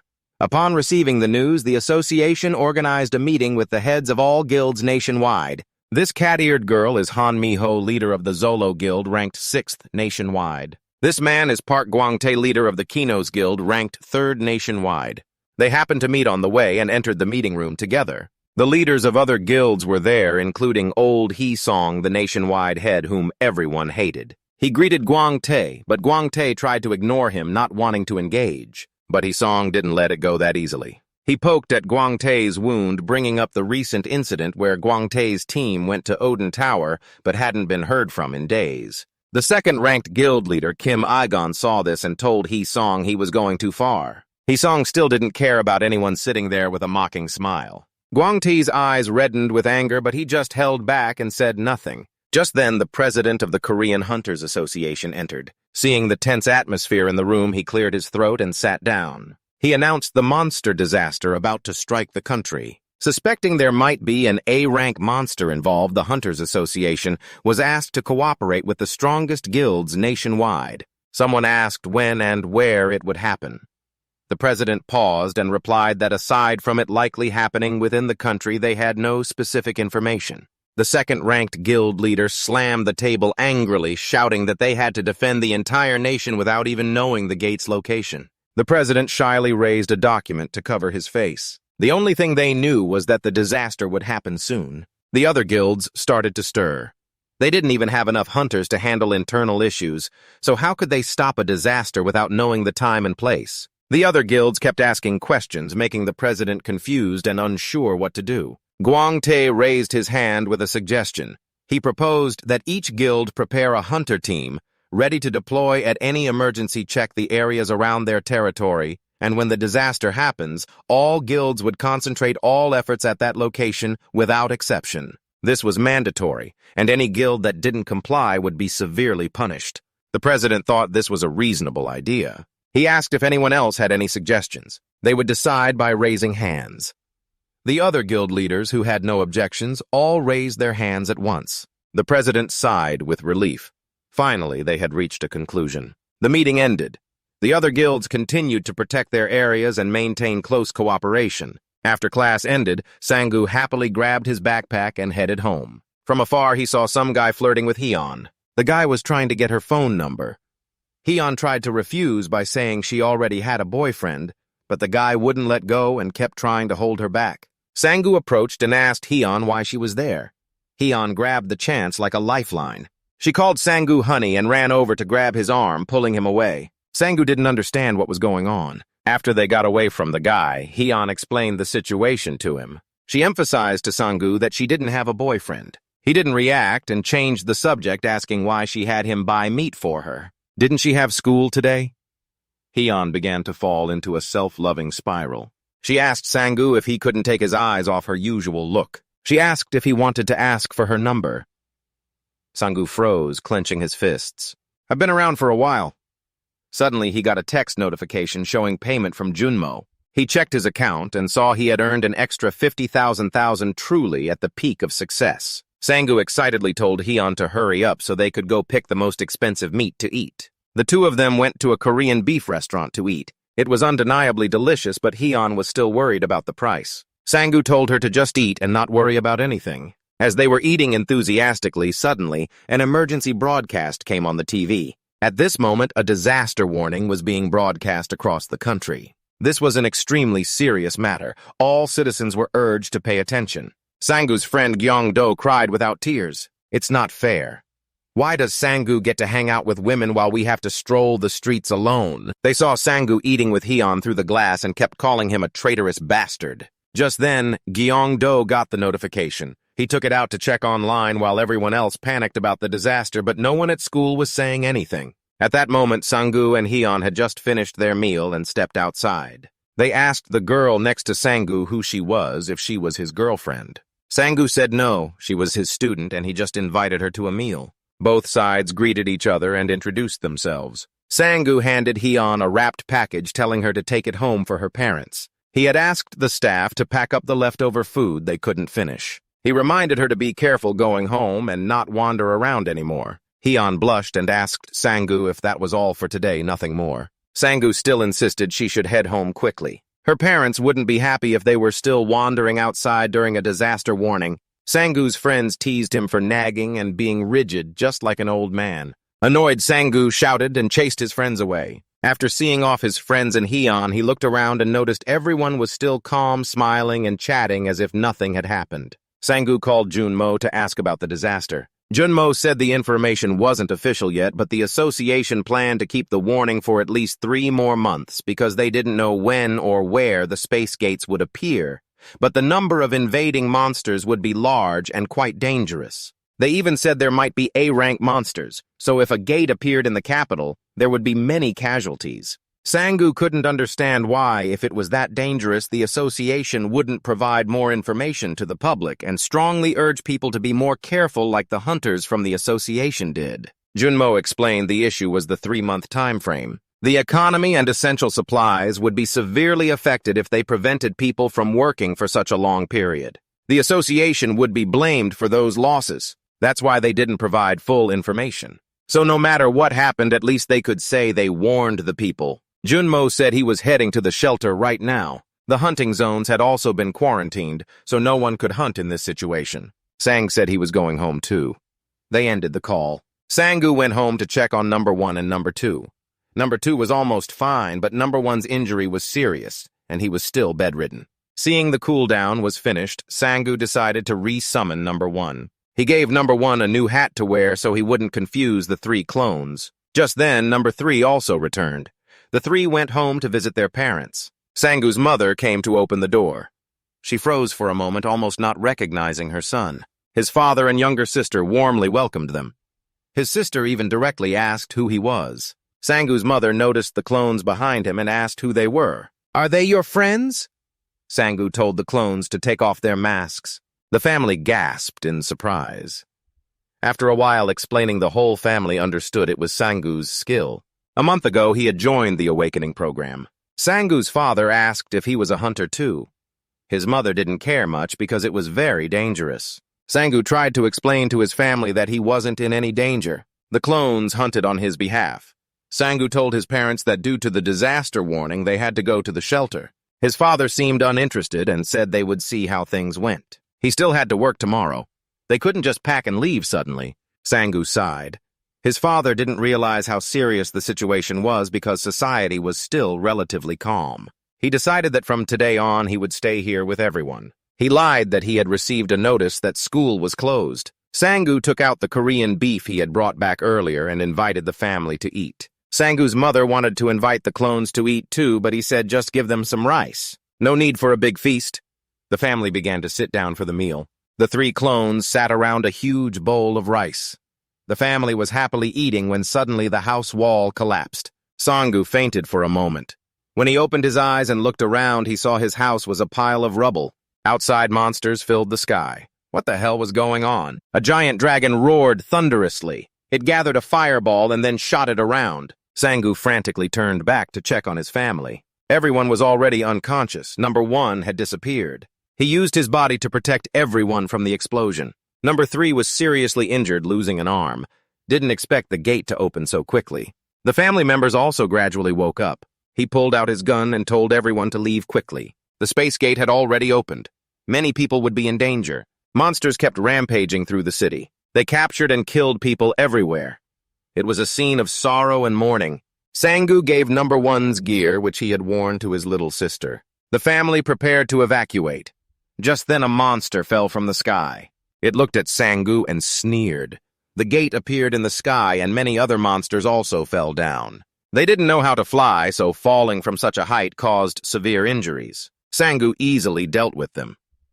On the other side, Sangu's family tried to open the door but couldn't. He took his father's baseball bat and activated an enhanced skill to break the lock and get outside. Everyone went out of the apartment, but all the vehicles were broken. The nearest shelter was 2 kilometers away, and many monsters were still falling unharmed. Sangu's little sister told everyone to use the basement underground. There was also a temporary shelter down there. As the group was about to move there, suddenly they heard someone crying for help. Turning around, they saw a man trapped under the rubble. A nearby monster suddenly opened its eyes. It was a level D monster. Sangu's father told him to think carefully. The situation wasn't right for them to rescue others. They had to go down. Sangu gritted his teeth and turned away. Number 3 couldn't fight anymore, and with only number 2, they couldn't save him. He wasn't a clone who could use fusion skills. If he got hurt, he'd really get hurt. The man across was crying more and more pitifully. On one side was his family constantly urging him to leave quickly. On the other side was a desperate cry for help. Sangu decided to go save the man. He told his family to go down, close the door carefully, and wait for him. Number 2 went with him to rescue the man, while number 3 stayed to protect the family. Sangu was a hunter. In this monster outbreak, hunters could only do one thing: kill monsters. Sang told number 2 to save the man while he charged forward with the baseball bat to attack the monster. Charge straight ahead. Number 2 freed the man from the rubble. He told him to hurry up and leave. The monster, insulted by being called a dog, felt offended. It growled with a red face in anger. Sangu told number 2 to take out his weapon. He pulled out a gem from his body. This wasn't the time to be picky. He threw the gem to number 2 and told him to eat it. Number 2 obeyed and swallowed it. Immediately, he transformed into a monster. Sangu asked to confirm if number 2 was still conscious. Number 2 growled and said yes. The level D monster thought Sangu was talking to it and looked at him with a confused gaze. Sangu snapped, telling it, "You're on my side." He looked back at his own body. Luckily, he was still fine, except for some stats skyrocketing.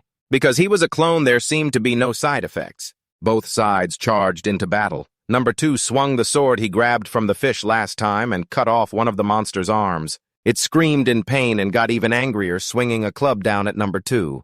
This monster was much slower than the merman, so they easily dodged its attacks.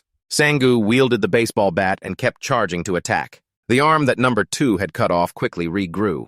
It raised its hand to block Sangu's strike, then pushed him away. Sangu fell to the ground.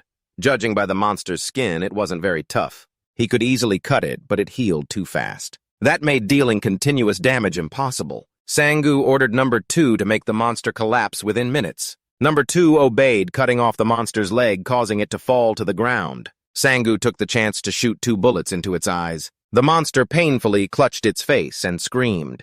Number 2 took the opportunity to repeatedly slash other parts of the monster. When its eyes recovered and it looked around, Sangu was already standing right in front of it. He activated the quick attack skill, swinging a baseball bat straight into its face. The monster fell and rolled unconscious on the ground. Sangu rubbed his hand that had just held the bat.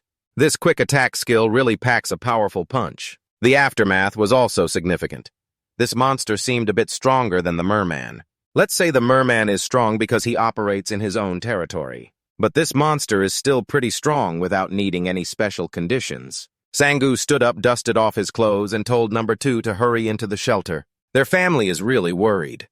He searched around but couldn't find his phone anywhere. It probably fell during the fight. He told number 2 to lend him his phone. Sangu laughed loudly, teasing that number 2 would be thrown out of the shelter looking like that. At that moment, another group of people were being chased by monsters. Sangu rubbed his beak, thinking, damn it, the monsters are still rampaging in the city. After a while, people from other groups also arrived. They gathered to take down the big dragon. Guang Tai's kindness aircraft also arrived. He commanded the troops to shoot down the monsters. His subordinates reported that the big dragon was starting to leave. Guang Tai ordered the troops to focus on evacuating the survivors, because many other groups were also targeting the dragon. They would waste manpower if they did the same. Letting go, standing on the plane looking down, several so-called hunters took advantage of the chaos to drop stones into wells and rob the unfortunate victims. Letting go, he looked at them with contempt for those filthy scoundrels. Subordinates reported they found a few survivors 700 meters to the north. Told Guang Tai to go check on the survivors. Guang Tai activated his gear. He saw Sangu's group struggling against the monster. He put on his mask and jumped down from the plane toward them. On the other side, Sangu was struggling to hold on. He planned to circle back right after killing the previous monster. But too many people were being chased by monsters. He couldn't just stand by and watch. Sangu shouted for the group to return to the apartment basement. The monster was also surrounding them from behind. Sangu ordered number 2 to protect their rear. He would block the front. Sangu was exhausted. He couldn't use the quick attack skill anymore because it drained too much energy. At that moment, a giant goose emerged from the ground. It jabbed its beak into the ground and spewed lava. The lava shot toward the people. Number 2 timely jumped out to shield them, but was severely injured in return. Sangu braced his cane on the ground, struggling to stand up. Just then, another tiger appeared. The tiger swiped its claws at him. He squeezed his eyes shut, and when he opened them, a man had killed the tiger with a single slash. This man was Guang Tai. He asked if everyone was okay. Meanwhile, in the shelter, Sangu's younger sister, Ju, was arguing with number 3. She insisted on going out to rescue her brother, but number 3 said she had to prioritize the master's orders to protect the family. Sangu's parents saw this and told their daughter to stop shouting. Everyone is scared. They trust Sangu will come back. Going outside now is even more dangerous. If they go out now, they'll likely be a burden to Sangu. So it's best not to let emotions cloud judgment. At that moment, there was a cry for help outside the door. Ju was happy. Could it be her brother? Everyone checked the camera and saw a figure outside calling for help. It might be the person Sangu just saved. Ju went out to open the door. She saw someone next to him, possibly her brother. Ju entered the password. The door slowly opened. Outside the door was a dead body. Behind it were 2 monsters. One was a B-grade firefly monster that screamed and could mimic other voices. The people inside panicked and scattered when they saw the monsters. Joe froze, unable to move. Number 3 quickly rushed to shield her. He aimed straight for the bug's eyes, but this bug was a tough opponent. It pierced through number 3 and stabbed into Jiu's stomach from behind. The girl spat blood and fell down. Number 3 grabbed a gun and shot at the control panel of the gate. It detected a critical injury and initiated emergency lockdown. Number 3 used all his strength to push the bug out of the door. For the first time, Sangu witnessed Guang Tai, the project leader, awaken. He praised Sangu for being willing to sacrifice himself to save others instead of running away. Sangu was flattered by the praise, smiling so widely he couldn't close his mouth. Letting go, he recalled when he rushed down here. He saw Sangu's number 2 clone taking hits for the civilians before disappearing. He was still doubtful about what that being was.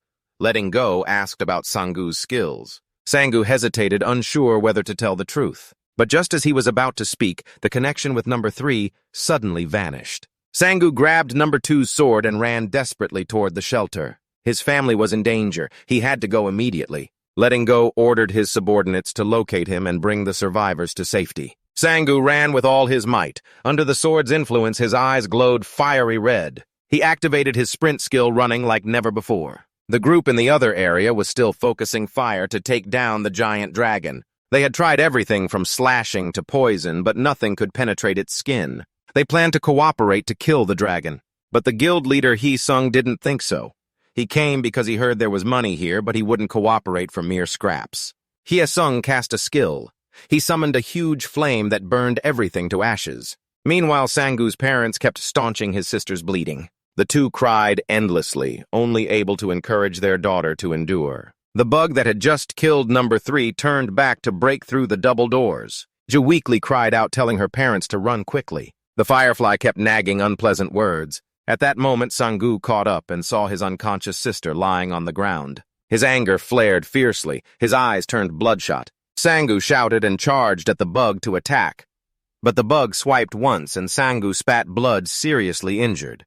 The firefly was unharmed and even stuck out its tongue to taunt him. Sangu became even more enraged. He bathed his sword in his own blood and continued the assault. Just as the two were about to clash, someone suddenly rushed out to stop Sangu. They pinned him to the ground. The Guang team arrived just in time, ready to fight. The girl who stopped him hurriedly treated Sangu's wounds, but he was still dazed and wanted to continue fighting. She activated a mana transfer skill to help him calm down. Sangu cried out in pain, telling her his sister was injured on the other side and begging her to save her. Guang switched to serious mode. He comforted Sangu, assuring him that he and his sister wouldn't die today. Then he went to fight the monster in the Hunter Guild office. The guild president recalled his previous conversation with the old man Hye-sung. The guild president planned to evacuate everyone as soon as possible to minimize losses. Hye-sung sneered in scorn. They didn't even know when the disaster would strike now. He said if the president tried to evacuate people within 3 months, everyone would blame the guild. All those who lost family or property would gather and tear the guild apart. Hye-sung began pressuring the president. He said he didn't know if the president's head would still be on his shoulders next month, let alone 3 months from now. The guild president snapped, asking what Hye-sung wanted him to do. Hye-sung told the president not to tell the people that an A-rank monster would appear, to conceal the severity of this invasion. He told the president to make the people blame themselves for not evacuating, for being too weak to protect themselves. The guild president couldn't believe it. He asked Hye-sung if he knew how many people could die because of this incident. Hye-sung, on the other hand, didn't see it as a problem. He thinks that's a good thing. The more people die, the more valued the hunters become, starting from D-rank monsters. The army couldn't do anything at all. In the end, those lowly humans could only defend themselves thanks to the hunters. Hye-sung smiled slyly. He wasn't asking the chairman to do this, he was ordering him. So now the association chairman has no choice but to turn a blind eye to all the reports. Sangu leisurely ate snacks while his clone was struggling with exercise. He lay on its back comfortably, urging it to do push-ups faster. Hurry up. This is still too slow. Sangu laughed with satisfaction. This skill is really the best. The clone earns money and trains for you at the same time. You don't have to do a damn thing and your stats still increase. You don't have to worry about anything for the rest of your life. After receiving Junmo's message, he got up and called number 1 to go make money together. Today, he took number 1 out to hunt the one-horned rabbit again. Junmo asked where number 2 was. He replied number 2 was exercising. Junmo asked why he wasn't exercising too. If you train, he thinks you'll be much stronger. Sangu laughed and avoided the question. He definitely didn't want to train. Actually, he was never serious about wanting to be a hunter. He had earned enough from catching one-horned rabbits. And nowadays there are many other hunters in the association. Missing one like him didn't matter. Junmo said he was only suggesting. He saw potential in him, but it wasn't being used. Sangu could become the best hunter. But Sangu couldn't think that far ahead. He just needed to be able to take care of himself. Suddenly, Junmo's attitude completely changed. He was no longer the Junmo from before. His eyes were empty, oozing black fluid. He slashed once, seriously injuring Sangu's hand. Somehow the atmosphere around had turned red. Sangu was surrounded by a swarm of zombies. They were his parents, blaming him, and his sister crying out continuously. Sangu screamed loudly, sitting up, gasping for breath. It turned out it was just a dream. Guang stood by the bed, telling him he just woke up and shouldn't move too much. Sangu took a breath, hugging his arm, telling himself he was fine. Guang let go and reminded him to be careful. He wasn't in good condition. The wound was quite deep, but still lucky. Sangu thanked Guang for saving him not once, but twice. Guang had something to say, but had to leave it for later. Now Sangu's parents had arrived. The two were worried sick. Seeing him awake, they were relieved and quickly asked if he was okay. The doctor reviewed the exam results and said his surgery was very successful. They would keep him for observation, but with such a fast recovery he could go home in a month. Sangu asked about the gate. It had been open for 4 days now. The big high-level monsters had been handled, but many low-level ones had escaped. Sangu felt a headache. He couldn't remember anything after fainting. Then he suddenly jolted and hurriedly asked about his sister's condition. His parents and the doctor lowered their heads silently without saying anything. They took him to see his sister. The doctor had treated her abdominal wound, but she had been infected with the mana virus. Everyone was infected from the monsters that escaped through the spatial gate. It's a virus that absorbs the mana and life force of its host. In most cases, it doesn't cause serious problems. Everyone has different attributes. If the virus doesn't match the host's type, the virus dies without causing harm. But there are rare cases. The host's mana matches the virus, and the virus absorbs so much mana and life force that the host can't wake up. Sangu trembled and asked if there was a cure. The doctor said with current technology there isn't. The virus has synchronized with the host's mana. Even healing magic has no effect. So the only way is to supply mana and maintain nutrition. Just continue like that. There's still a very small chance, if helped by someone, an S-rank hunter with blessing magic or items like the transformed mountain camellia or divine medicine from the other side of the gate. Such things are extremely rare and expensive. Sangu knew that. He stared blankly through the window without saying a word. His hand gripped the IV pole tightly. He blamed himself for not turning back to save others, for prioritizing his family first, for not being stronger. He could have saved everyone, including his little sister. Sangu tensed up even more. He snapped the IV pole, causing the wound on his shoulder to bleed heavily. The doctor and others hurried to stop him and tended to his wound. Sangu paid no attention to his own injury. Tears streamed down his face.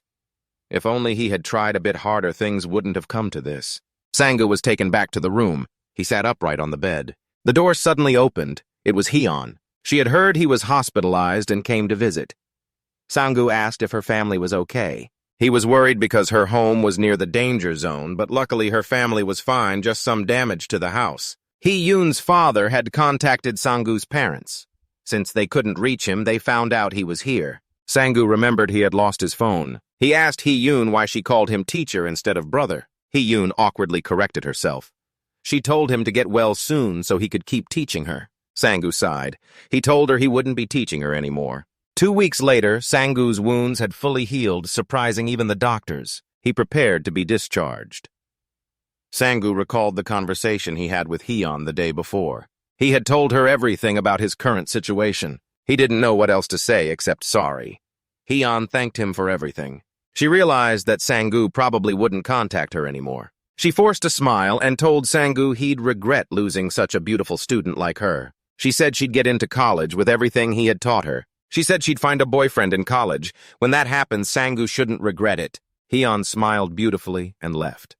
Sangu understood her intention, but now he no longer had time to regret. Sangu left the hospital. He looked up information about Guang and took a taxi to the Kinos Association building. Sangu walked inside. The receptionist warmly asked how he could help.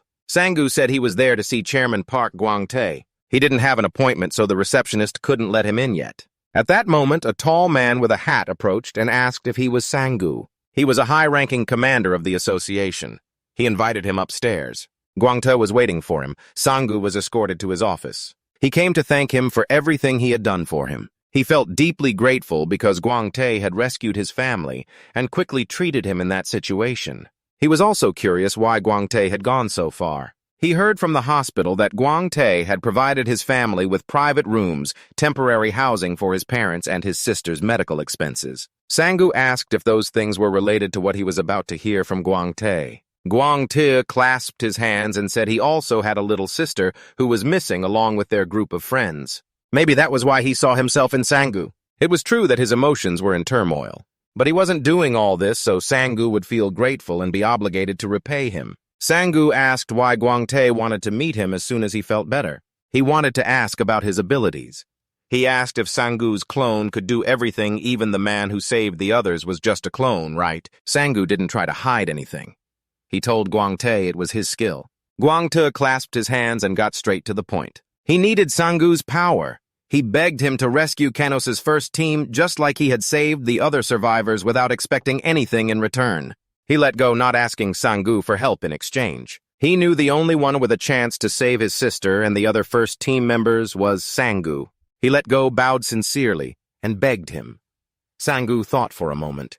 He had saved Sangu's family once. Now it was Sangu's turn to do the same. Guang gratefully thanked him repeatedly. Sangu was taken to the Kinos Association training basement. Guang said you can use your skills freely here. The interior is quite sturdy. Sangu finds it strange. Why not prepare and go rescue them right away? Guang said there are 2 reasons to do this before going on a rescue. First, it's true that the quicker they act, the better the chances of a successful rescue. However, it's not like there isn't enough time. Thanks to Guang sister's abilities, Team 1 can hold out for quite a long time. They have at least 8 months before they can't hold on any longer. Second, because of the dungeon level. Although Team 1 is the elite team of the Kanos Guild with an overall B-rank combat ability, they suffered heavy injuries and failed to escape that dungeon. So he thinks that dungeon level must be close to A rank, and with Sangu's current level, he's not qualified to enter it. Sangu suddenly feels a chill down his spine. Guang turns serious all of a sudden. He says people reveal incredible power when they are about to die. A temporary defensive power surge in critical situations is enough to tear tendons or break bones. Of course, this is directly proportional to the sudden spikes in stats. What Sangu lacks right now are those stats. So far, he has overcome obstacles through his combat senses, but in this training, his combat senses will reach their limit. Guang tightly grips the wooden sword and charges forward to attack. Sangu texts Junmo telling him not to worry about him. He asks to take a break from hunting for a while. Junmo nervously bites his nails, waiting for Sangu. When Sangu arrives, Junmo barely recognizes him. His face is beaten up like a pig's head. Sangu tells Junmo everything. He panics, asking if Sangu is okay. Sangu says he's still fine. Mana traits differ between people even in the same family, so he's okay. Junmo already knew Sangu took the mission from Kanos. He's surprised that suddenly he couldn't get in touch with Sangu, but didn't expect so much to happen. Sangu says he's using number 2's phone. He tells Junmo to rename number 2's contact to himself. Junmo asks if he backed up his contacts, including friends and others, but Sangu decides not to. He feels it might be better to leave it as is. Junmo can't understand Sangu's actions. He asks again about the wounds on Sangu's face. Sangu says it's from training. Junmo jumps up, unable to believe they treated Sangu like that. He wants to complain to the guild office about this. Sangu stops him. He says Guang sister is locked in the dungeon, so he's the one who has to be more reckless than anyone else. He understands that feeling. Sangu summons a clone, telling it to put on clothes and go attack Guang again. Today he might lose, but maybe not tomorrow. The day after, Sangu changes tactics to take on fewer enemies at a time. He calls number 1 and charges together. The result is both the original and the clone get beaten up badly. The next day, Sangu calls number 2 to join the fight 3 against 1. Kaochot is also crippled. The outcome for all 3 is not much different from before. Another day, he decides to call all 3 clones and himself to fight. Then all 4 drag themselves back. Sangu returns to where Junmo sits. At this point, he reluctantly admits Guang is too strong. The clones are very good at copying movements, so it's not like he didn't learn anything, but the gap between them is too big. He needs to figure out how to close that gap. Sangu comes up with a new idea. He shows it to Junmo, asking, "What do you think?" Junmo worries if it's safe. Sangu insists it's no problem at all. The next day, Sangu comes again. This time, all 3 clones transform into monster forms. Last time he asked Junmo to quickly buy a bunch of gems for the clones to bite, so their stats have skyrocketed today. Sangu draws his sword. He's determined to fight with all his might today. Guang still allows him to use only a wooden stick to fight. The clones rushed forward. Their power was usually lower than the original, but now they were equal. The clones had grown stronger thanks to the frenzy, but one of their biggest strengths, accuracy, had sharply decreased. Sangu swung his sword. Guang easily dodged another clone, aimed a gun at his head, and pulled the trigger, but there was no bullet, and mana bullets were useless against Guang. He grabbed Sangu's wrist, holding the staff, delivering a painful blow. 3 other clones attacked simultaneously, but Guang easily blocked them all. He held the wooden sword and advised Sangu to pour mana into the sword and hand-blending them as if they were one. If he mastered this move, even a branch would be enough to slash monsters. Sangu struggled to stand. Determined not to give up, he gritted his teeth and swung his sword again, but Guang easily blocked it with a slight move. He told him he had gotten stronger, but still wasn't strong enough to defeat him. Guang fought one-on-one.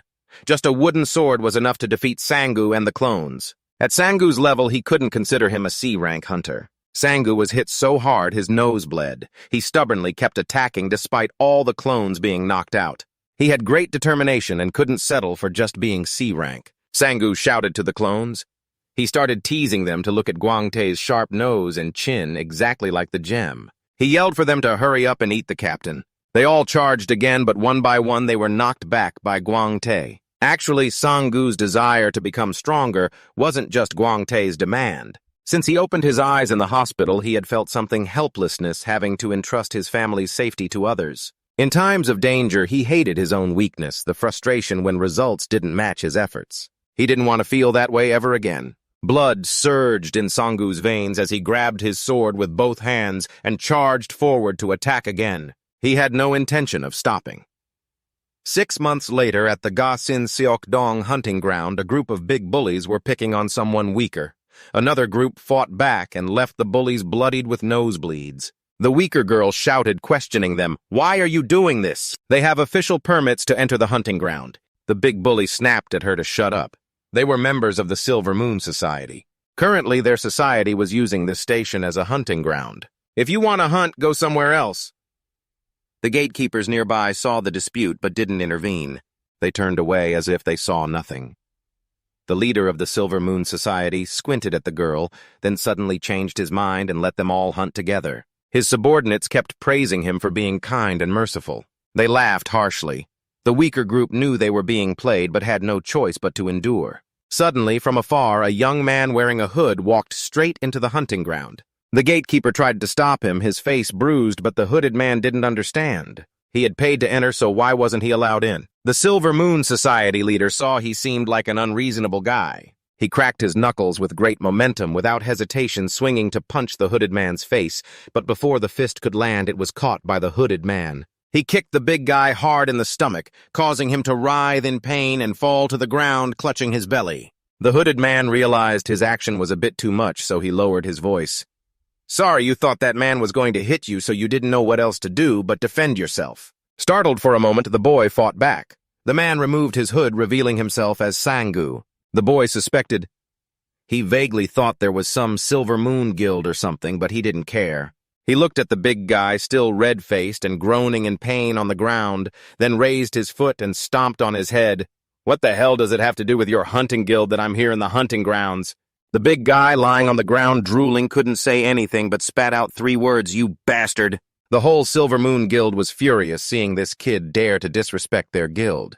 They surrounded Sangu while boasting they were D-rank hunters. "But I'm not alone here. I've got several of myself, too." Now the one surrounded is that pot-bellied guy. Meanwhile, Park Won-tai came to meet Junmo. He was there to collect comprehensive information about Sangu. Junmo presented it and said, "As I mentioned before, you don't need to take pictures or hand them to me." He said, "I just want to check a bit." Guanti thoughtfully read the information sheet. He couldn't believe Sangu's stats could increase this much in just 6 months. Junmo confirmed, "Yes, recently it feels like he has transformed into a completely different person." After that accident, Sangu became obsessed with hunting and experience.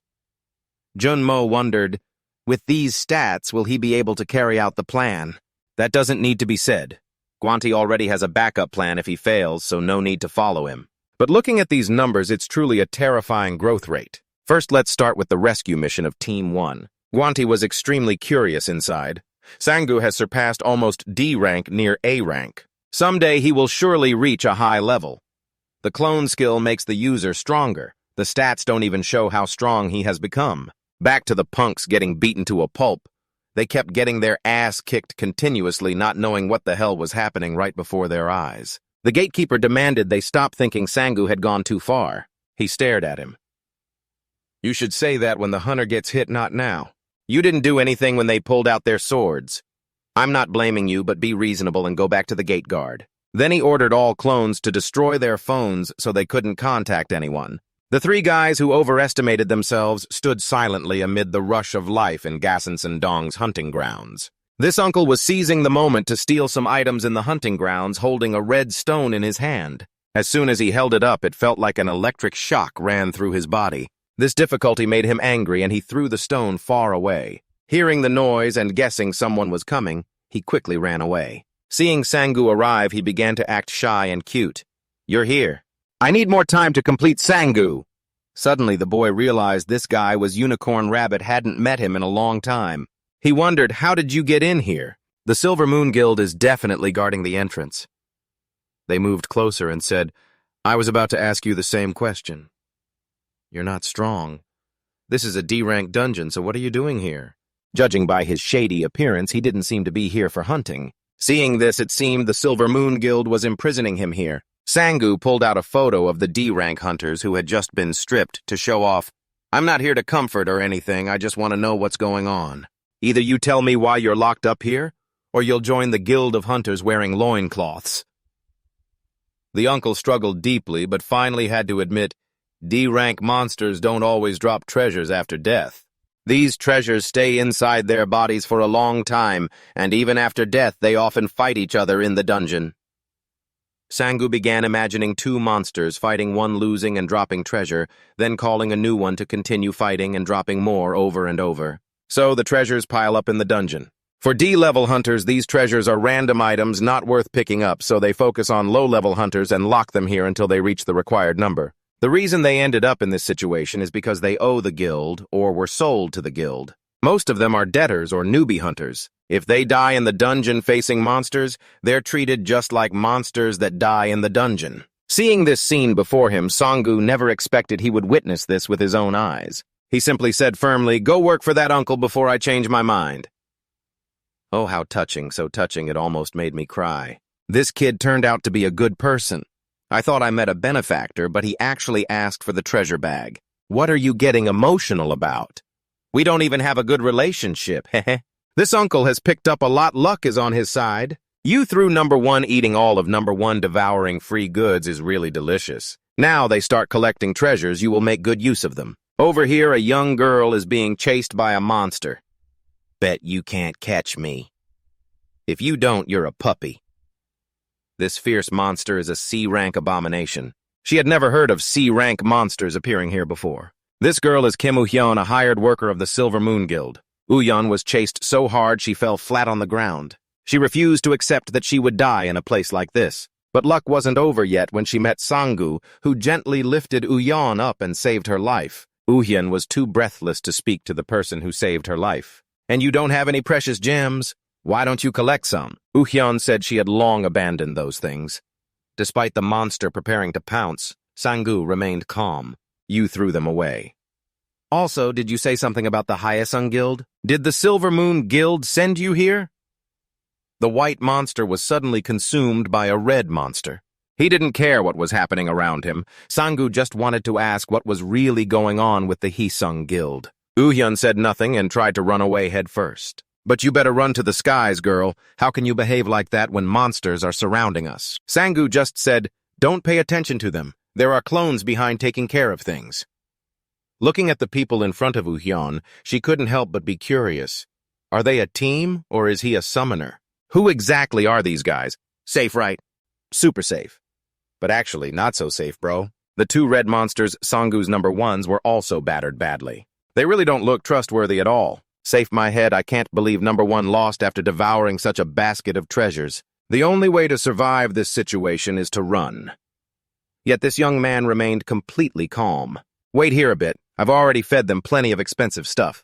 Uyan was about to speak but was cut off by Sangu. Shut your mouth, damn it! I need to focus now. Here it comes, this monster is doomed.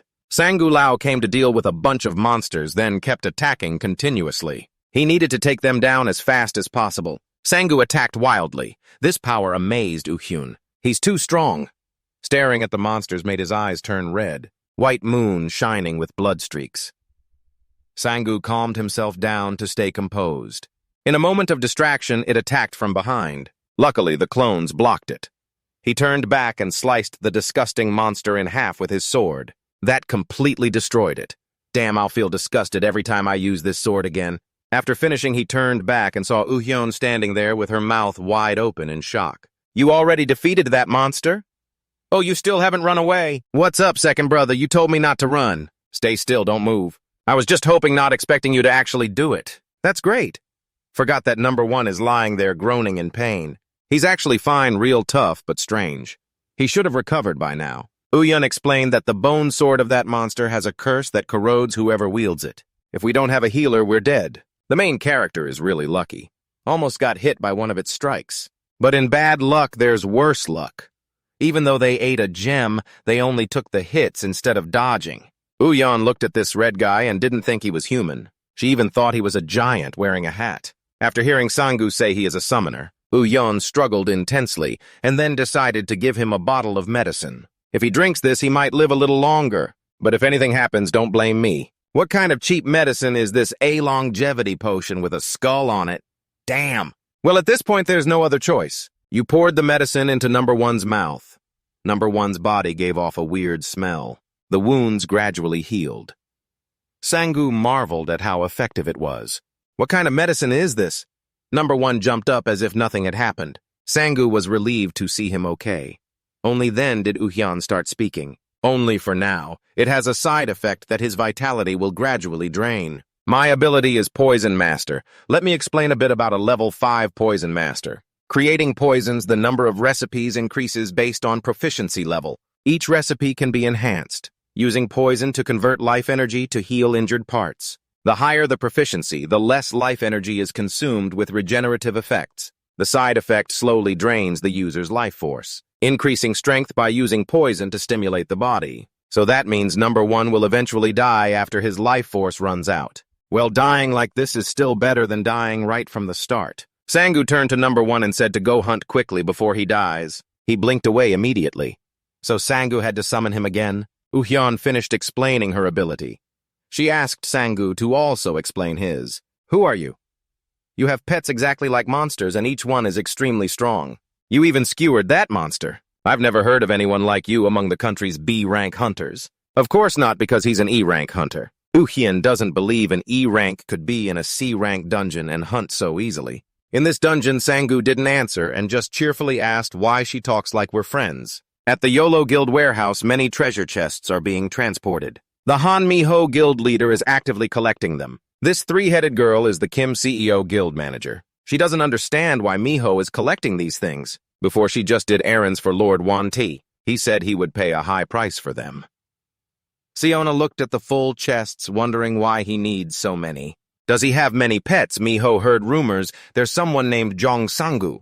He needs to use these gems. Turning back to Sangu, she saw her expression. He thought silently that this guy is sensitive about these things. What should I do now? What if he's a bad guy? Uhyun doesn't understand why he asks that. He can talk comfortably with her without any problem at all. Sangu thought this guy seemed crazy and slowly stood up. Actually, that's not the question I'm most curious about. Why did you mention the Hye-sung Guild while running away? I wanted to ask about that. Uhyun questioned, introducing herself as a hunter, but not knowing this stuff was strange. Sangu scratched his head awkwardly. Well, he only recently got his hunter license, so he didn't know much about the guild conflicts. Uhyun explained to the new hunter that the Silver Moon Guild is like a proxy for the Hye-sung Guild. They pretend to know nothing, but Silver Moon does all the dirty work for Hye-sung. I'm pretty sure many people brought here were caught because of Hye-sung. Sangu asked who caught her. Upon hearing this, a childhood memory suddenly flashed. Uhyun looked scared and said, that's information you don't need to know. Then she felt guilty for telling this guy all her skills. Sangu thought, what did this girl eat to be like this? Well, I've got the information I need, so goodbye. Goat! Aren't you done already? No, it's just beginning. Sangu said she can handle the roller coaster now. There's no one at the gate. The damn Nguyen gang has left too. Before they left, they even complimented her skills a bit. My skills. Are you teasing me? You'll die if you drink even a little bit. But earlier, Sangu didn't care about the side effects and gave Hyan a damn dirty business card. He said if you don't have a place to work or if you're afraid the Haesung group will seek revenge, just call me at the number on that card. It also has my address, and the agents here absolutely hate the Haesung group. I'm off now. Number 5 will escort this girl out of the gate. Sangu starts hunting monsters one by one. He thinks Hyan's skills will be very useful for his clones. Hyan's skills will be very useful for his clones. Should I try to convince her more? Number 1 was fighting fiercely when suddenly the potion backfired and he collapsed flat on the ground. This is the side effect of Sangu's drug. He thought he could endure it thanks to his regeneration skill. Well, he did pretty well. He keeps summoning. And it's that eye-painful image again. Put on some clothes and cover up the magpie, then come back and continue hunting. 10 steps forward, 10 steps back. Behind are the D-rank hunters. Has he left yet? Yeah, he's gone. They can't believe their eyes. They thought he was human. That monster is really something. Then 2 inexperienced Tran guys stood chatting. I thought he was done for, but he came back to life. That scared me too. I wonder what his skill is. Judging by how he talks, it seems there are a few others like him. Are we in danger?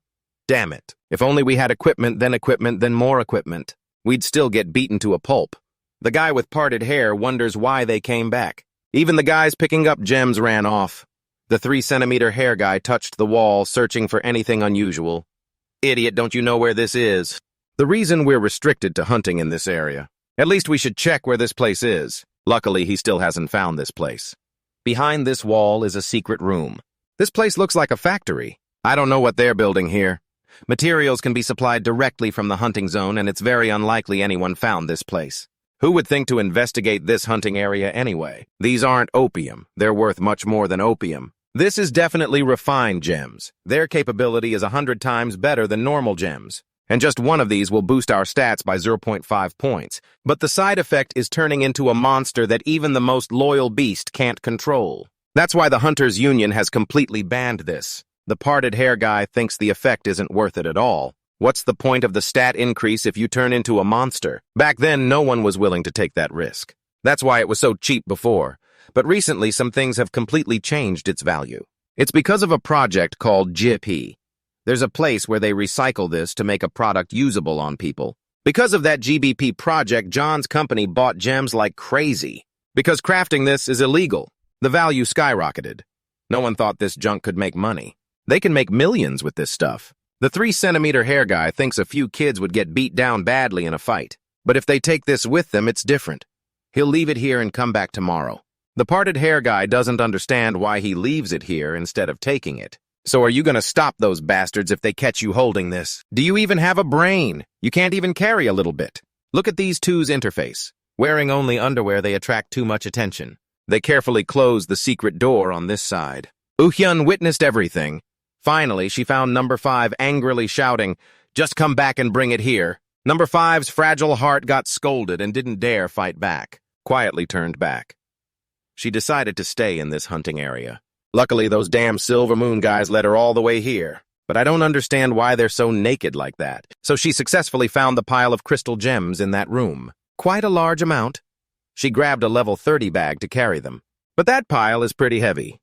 I wonder if carrying it will attract attention. Over here, number 5 is directing everyone to quickly head to the gate. This is her chance to blend in with their group. Number 5 saw Hyun leave safely. So the mission is complete. Damn lucky Hyun successfully escaped through the gate with the buried crystal gems. She dashed forward, took a second to look back at the Silver Moon Guild.